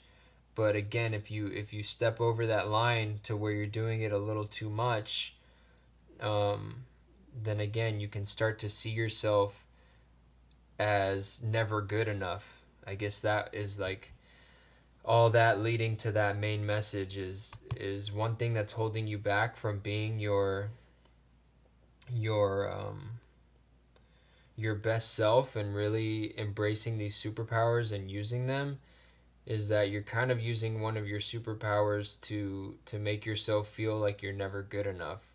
So, you know, one important thing to remember is that, I see you guys as a very, very giving, very loving person. Um, but sometimes again, when you get kind of overly in your head and overly analytical, you it gets to a point where like you can have compassion and understanding for everyone else except for yourself. So that's a strong message coming through here, is to try to work a little bit more on giving yourself a break and um, judging yourself fairly and not being overly critical of yourself, and seeing yourself just as everybody else. Everybody makes mistakes, nobody is perfect. And I think you might subconsciously be expecting yourself to be perfect because a lot of things do come very easily to you, and you are very smart and you are very capable, that when something doesn't work out for you or you make a mistake, you just totally like just get really hard on yourself and say, "Oh, my brain," your brain is there to protect you, and it starts to protect you by saying, "Don't ever do that again. Make sure you don't ever do that again." And then you get kind of stuck in anxiety of ever making a mistake again. But again, that's not realistic. Everybody makes mistakes like all the fucking time. So if you're expecting to not make any mistakes, you're going to be very, very down on yourself a lot of the time, and that is not what your soul deserves. That is not what your spirit team and your higher self wants for you. So definitely the message coming out here with the Seven of Swords. And actually now it's very interesting that only 3 cards came out for the tarot as well. It's actually really tripping me out because, like I said, this was the logical, intellectual side, and that's exactly what swords represent. This was the feminine, emotional side, and that's what cups represent. And then the universe is right here in the middle, which I'm assuming is kind of like the marriage of the both. So that's how I'm going to read them. And then, yeah, the fact that these two came out in reverse and this one's right up. So yeah, anyways, just wanted to share that synchronicity with you guys in case you're not super familiar with tarot and all that. But so yeah, 7 of Swords was that. King of Cups, I'm going to move over here. Applies more to the lovers. The King of Cups represents somebody who is very like a master of their emotions, somebody who um, is comfortable with their emotions. So again, the fact that this is coming out in reverse is telling me that maybe you're not fully embracing this feminine side of yourself, and that maybe you're not really, extremely comfortable with being more in your emotions. um, another thing I can get with this King of Cups being in reverse is,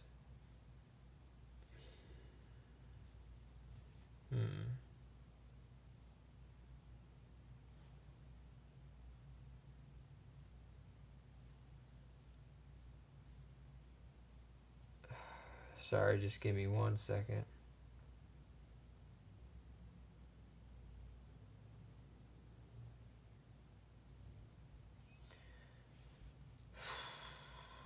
Yeah, I mean that's kind of a big energy I'm getting with this being in reverse. It's telling me that another blockage you have from using your superpowers is not being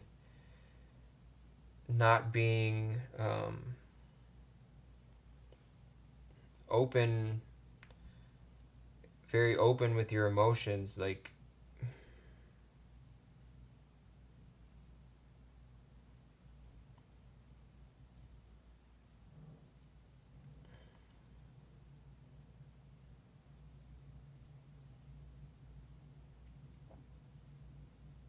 yeah, sorry, I don't know why I keep blanking out on this one. Maybe that was just all the messages that this King of Cups had to offer. Is that, again, the King of Cups is somebody who's very comfortable with their feminine side, like I said, very comfortable with their emotional side, very comfortable with, expressing their emotions, expressing their love, things like that. So maybe, yeah, maybe like I said, with this overly analytical side, maybe you don't embrace this feminine side as much, and you're more focused on, like I said, trying to make everything happen.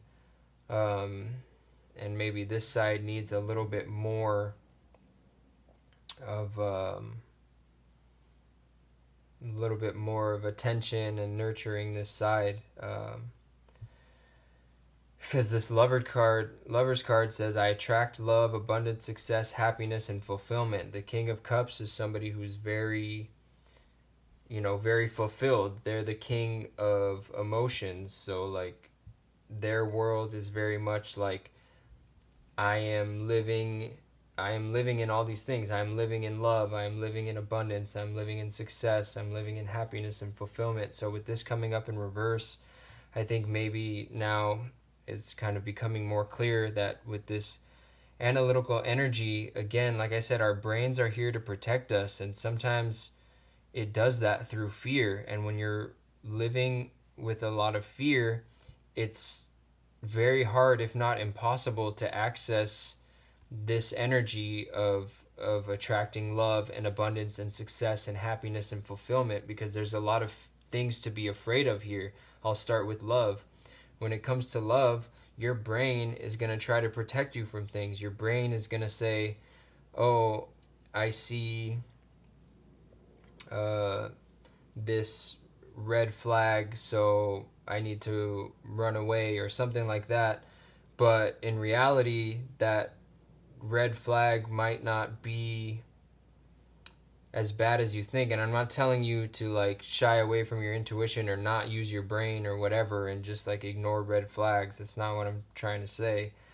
I'm just saying, like, your brain is very good at trying to protect you from what you've experienced in the past. So, like I said, in the past, if you've been hurt when it comes to trying to find love, then in the future, if you see something in somebody that reminds you a little bit of your ex or of some past situation, then your fear is going to make you turn that situation away. And you might keep doing that over and over.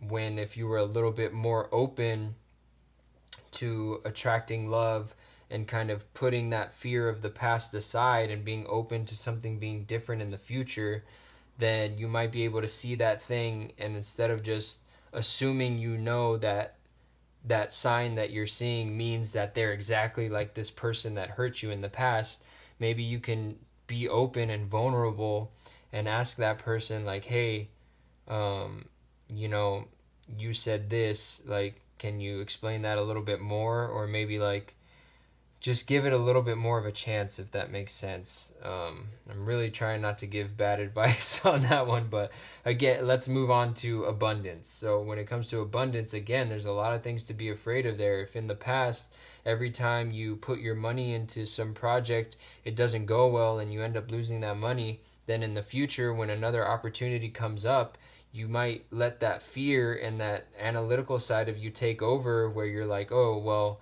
in the past, a situation like this presented itself and it didn't work out, so this one's not going to either. But in reality, when you're in this more feminine energy, King of Cups energy, you're a little bit more vulnerable. You're okay with being vulnerable to being hurt, but it's like you follow your intuition. I think that's another thing that's coming out now with this King of Cups is you're following your brain a little bit more than you're following your intuition. And again, the goal is to have a better balance. So I think at this point, it would help you to do some exercises or some kind of internal work where you can listen to your intuition more, and rather than trying to think everything perfectly and trying to base everything off all your past experiences or all the knowledge you have, like put all that aside for a second and ask yourself, how do I feel? What do I feel is going to happen here? Like, because sometimes you might feel excited, and then a lot of times when we feel excited about something, we can do the best job with that because we have passion for it, we have energy towards it. But sometimes we get excited about something, and then this analytical part comes in and says, wait, no, you're really excited about this. Last time, remember, you got really excited about this person that you thought you loved, and then they just totally crushed you, like, and then it robs you of that excitement. Instead of living in the moment, you then completely go the other way and take away that happiness that you could have had. And again, like I said, I'm not trying to say to just always go with your feelings, because again, that can leave you vulnerable to getting hurt. But it's about finding this balance of, okay, I am excited about this. I do think that I have something going with this person. I do think I have something going with this idea. I think it might be successful. I think it might bring me happiness and fulfillment. But I'm gonna play it slowly. I'm gonna take my time. I'm not gonna rush into things and make a bunch of promises, because if something is truly meant for me, then it will happen no matter how slowly I want to take it. Um, and if the person is not right for you, then yeah, they're going to bolt because you're taking too long or whatever. Then they're not the right person for you. The right person for you is going to be down to move at your pace. They're going to appreciate you for, like I said, having a good balance between, trying to protect yourself a little bit, but also putting yourself out there a little bit and giving something a chance. Like, that's really the message I'm getting from these 4 cards here. And I hope that makes some good sense. And I'm sorry I totally blanked out so hard on this King of Cups. But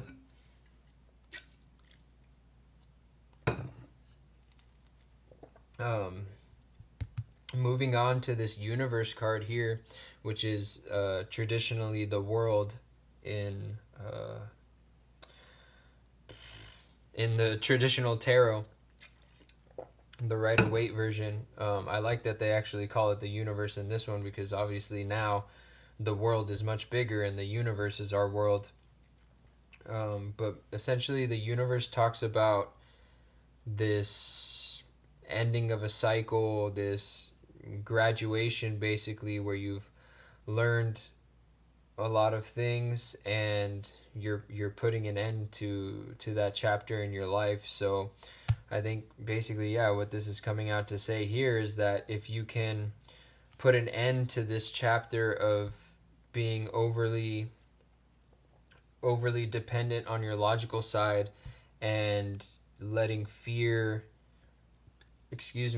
hold you back from your feminine intuitive side, that you will You will put an end to a frustrating cycle in your life, like I said, where you're always putting yourself down, where you're always feeling like you're not good enough, and where you're not feeling happy and fulfilled and finding success and attracting abundance and attracting true love because you're afraid to put yourself out there. It'll put an end to all that.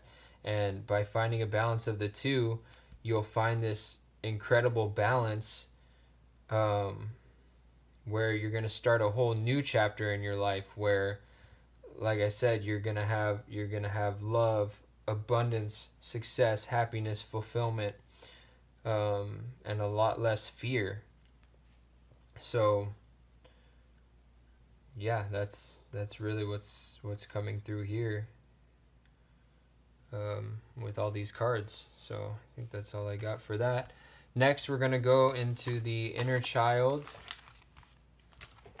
Oracle and see what that has to say. Basically with these, what I'm opening it up to is either this is going to be something about your inner child that is another superpower, or it's going to be something that your higher self and your inner child wants you to heal within yourself, that when you heal this, it will help with this energy, which, you know, like I said, it seems like it's really painting the picture of your ultimate goal is finding a balance between your logical side and your intuitive side, and really stepping into a new chapter of your life and closing out a very confusing and frustrating and painful one. So yeah, let's see what they have to say. Group 3, Inner Child, what wants to come out?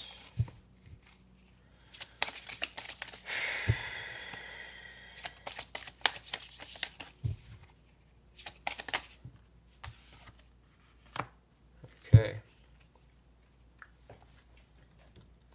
We have Berenice with Suppression, and it is in reverse. So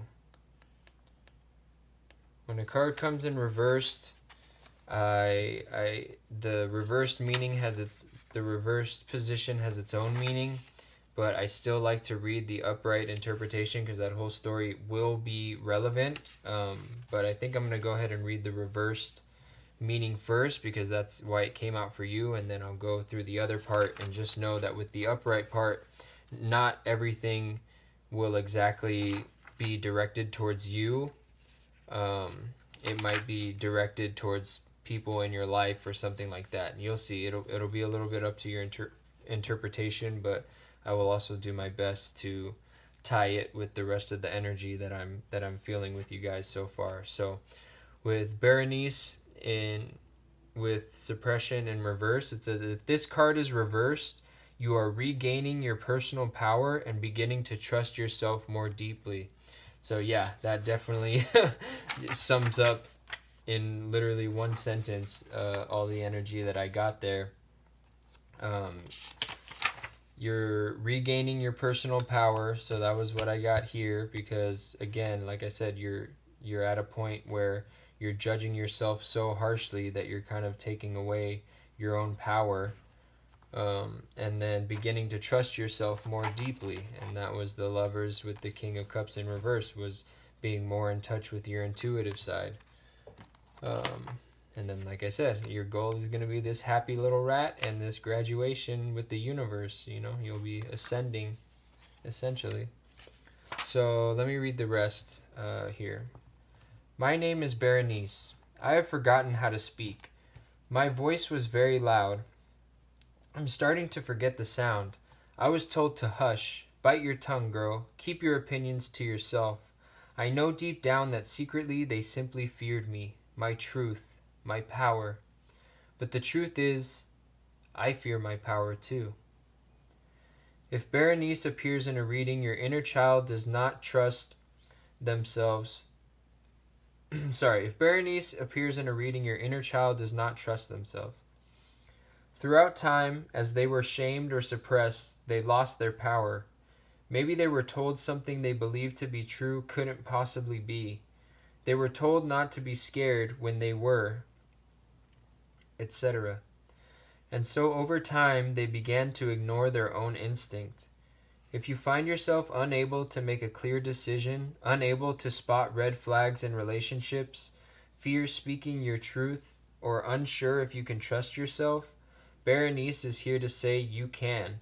It will take time and practice, relearning how to feel, understand, and follow your intuition. But this awareness is the first step on your journey to deeper self-trust. It's time to come out of hiding.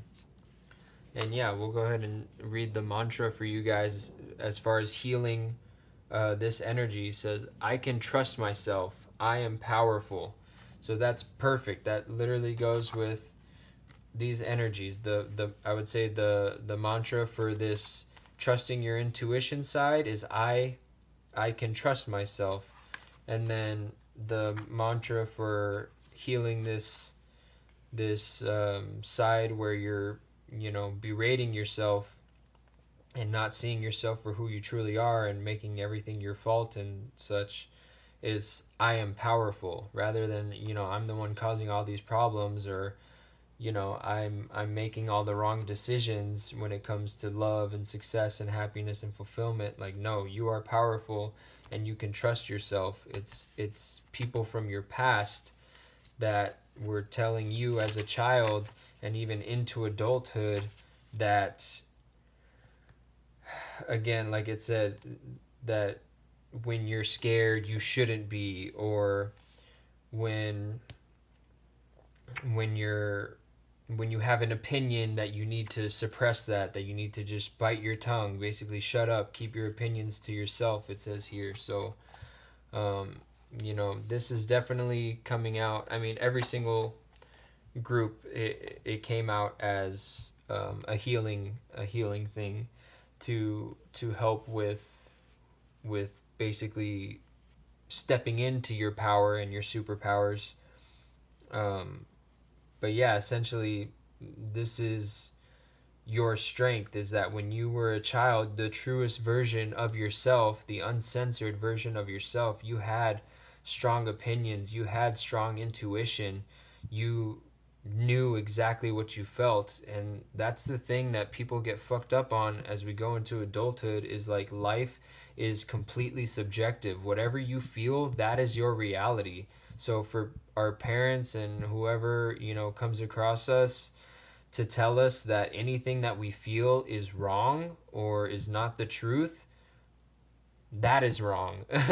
Because the truth is, what we feel is very real. It's just as real as anything that the logical part of your brain can describe with science or whatever it is.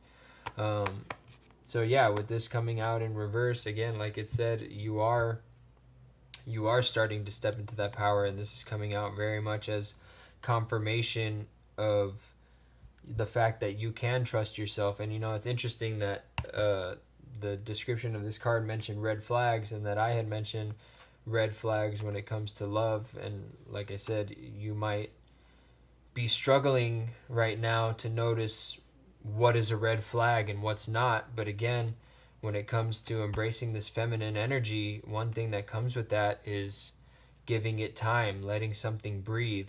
Because again, if you're overly into this masculine energy, then you might say, oh, this has to be done right now. If I don't make a decision now, then it's not going to happen. But when you're in this more kind of, like I said, high priestess energy, king of cups energy, you're like, this thing does need to get done, but I'm not having a strong enough intuitive feeling to make that decision now. If I made that decision now, I know I would be rushing it out of fear. And if this thing is really meant for me, then I can take an extra day or two, or a week, or a month, or a year, however long it is, whatever the decision is that you're trying to make. You can take as much time as you feel. Whatever you feel is right. If you feel you need more time, take that time.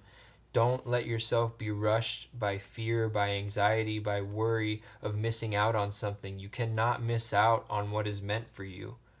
The universe will always give you another opportunity.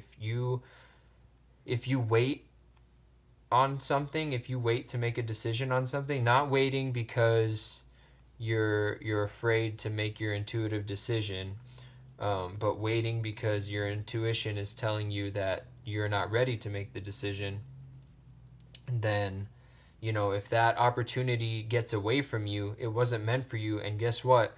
Another opportunity is going to come in, and it will most likely be even better than that first one you had. But you have to believe that. You have to be willing to sit in this energy of attracting what you want, of saying, I'm not going to go chase.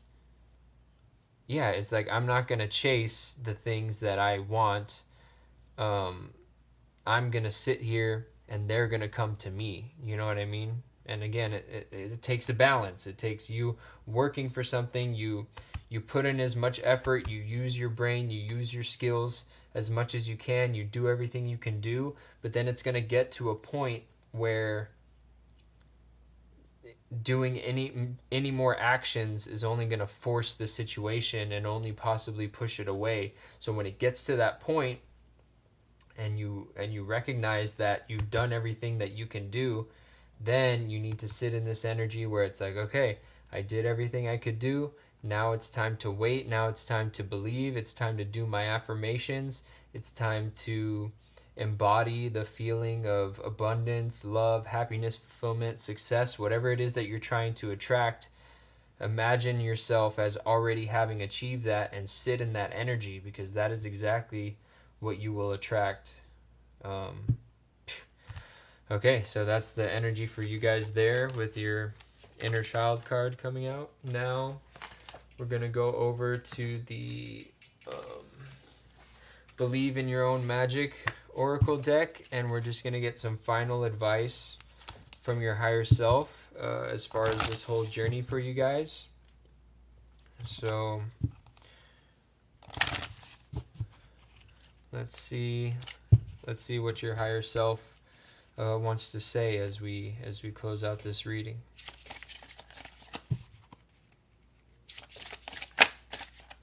Brr.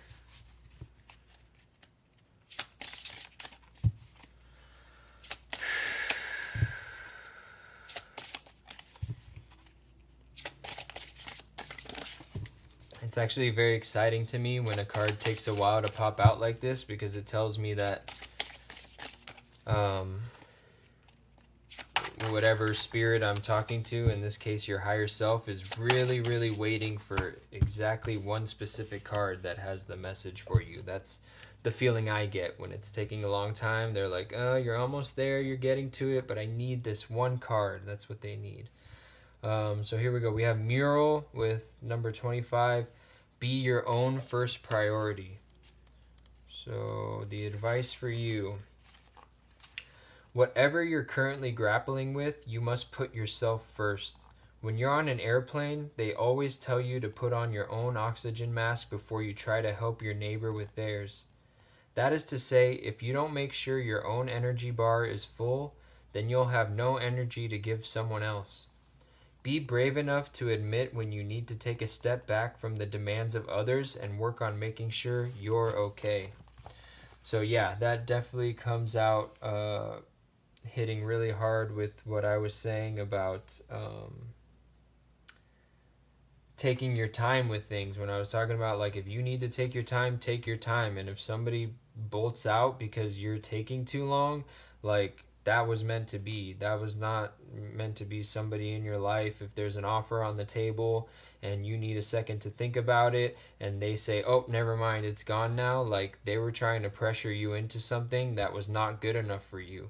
So with this Mural card coming out as your final advice of be your own first priority, is, again, try to quiet your mind a little bit. Do breathing exercises if possible. I've been working with that recently, and it's helped tremendously to quiet my overactive, like I said, Virgo moon brain that always gets control of me, and really helped me get into this more intuitive energy and have a clear mind and be attracting of things and taking my time when I need it.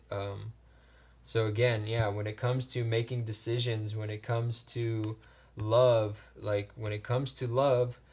you be your own first priority. Whoever it is that you're trying to have a relationship, set your boundaries exactly how you want to set them. Don't get caught up in overthinking, oh, am I asking too much? Am I being too much? Like, am I going to scare this person away? If you scare them away, then that's not your person. Like, if you set up boundaries and they respect them, that is your person, okay? So always make decisions from you, from your own intuition. Um, again, if it comes to happiness and fulfillment. Like, if somebody wants to do something with you and it honestly isn't something that's going to make you happy to do or make you feel fulfilled, like, you don't have to do it. Like, obviously, sometimes it's nice to do things for other people, um, but not all the time. Like, there needs to be times when you set a boundary and you speak your mind and you put yourself first and tell somebody, I actually don't really want to do that, and they'll find somebody else. You know what I mean? It's really not that big a deal. And again, if you say no to something and somebody tries to pressure you into it and be like, oh, well, like, try to make you feel like a bad person because you something doesn't sound like fun to you, then again, that's not a person that really respects you and has space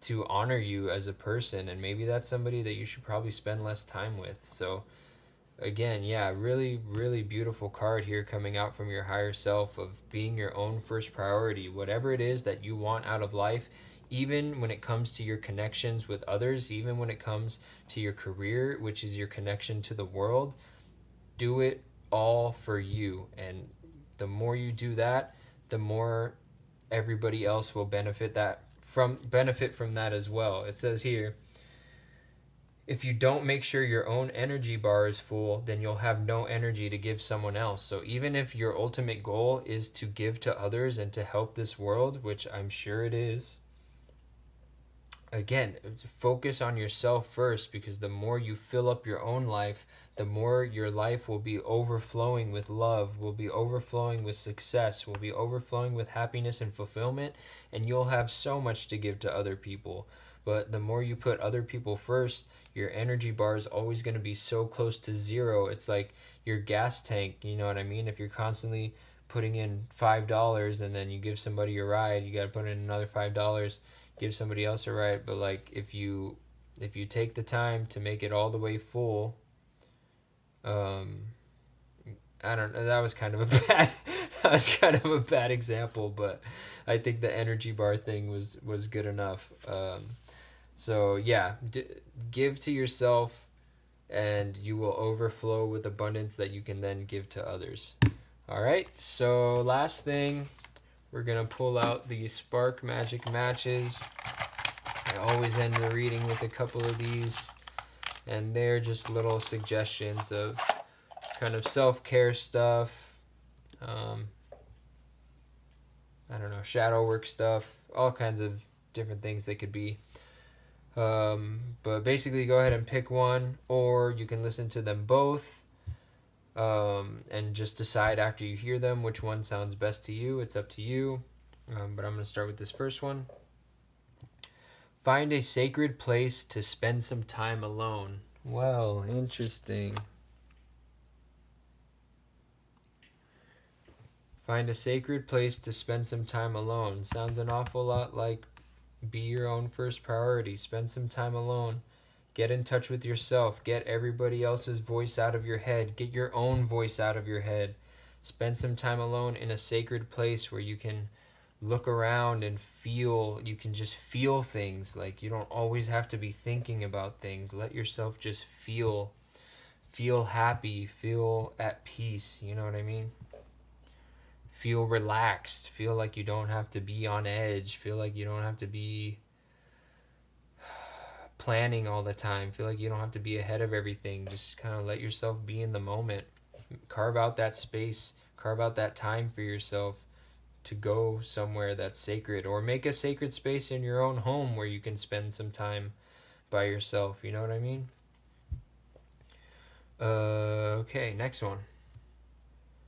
Watch for omens and use your intuition to interpret them. Yeah, so that sounds exactly again like this suppression card is listen to your own intuition. You have an incredibly strong intuition. It's what people have instilled into your brain and your body that makes you think that sometimes you don't have good intuition or that you're not making the right decisions or that you don't see things for how they are. But you absolutely have an incredibly strong intuition. You just need to get back in touch with it. So yeah, maybe doing both of these um, would be very healing for you.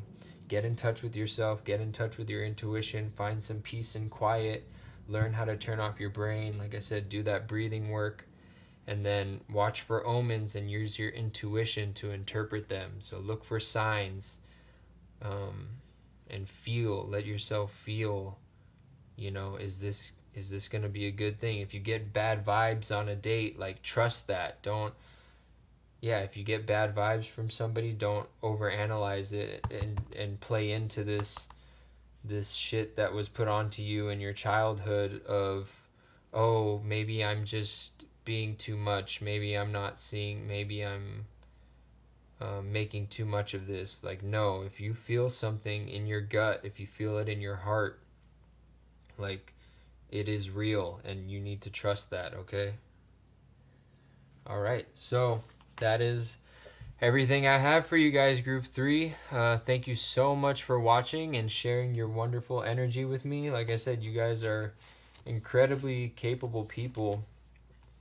I know you guys have amazing things ahead of you. Um, if you enjoyed this reading, please let me and others know by hitting that thumbs up. If there are any messages you have for me or anyone else in this community, please express those down in the comments. And if you would like to see this channel continue and grow, please show your support by subscribing to my channel and telling any friends that you might have that are into spiritual shit. Thank you again. I'm sending you all so much peace, so much love, so much healing energy. And until I see you next time, or until you see my hands next time, later.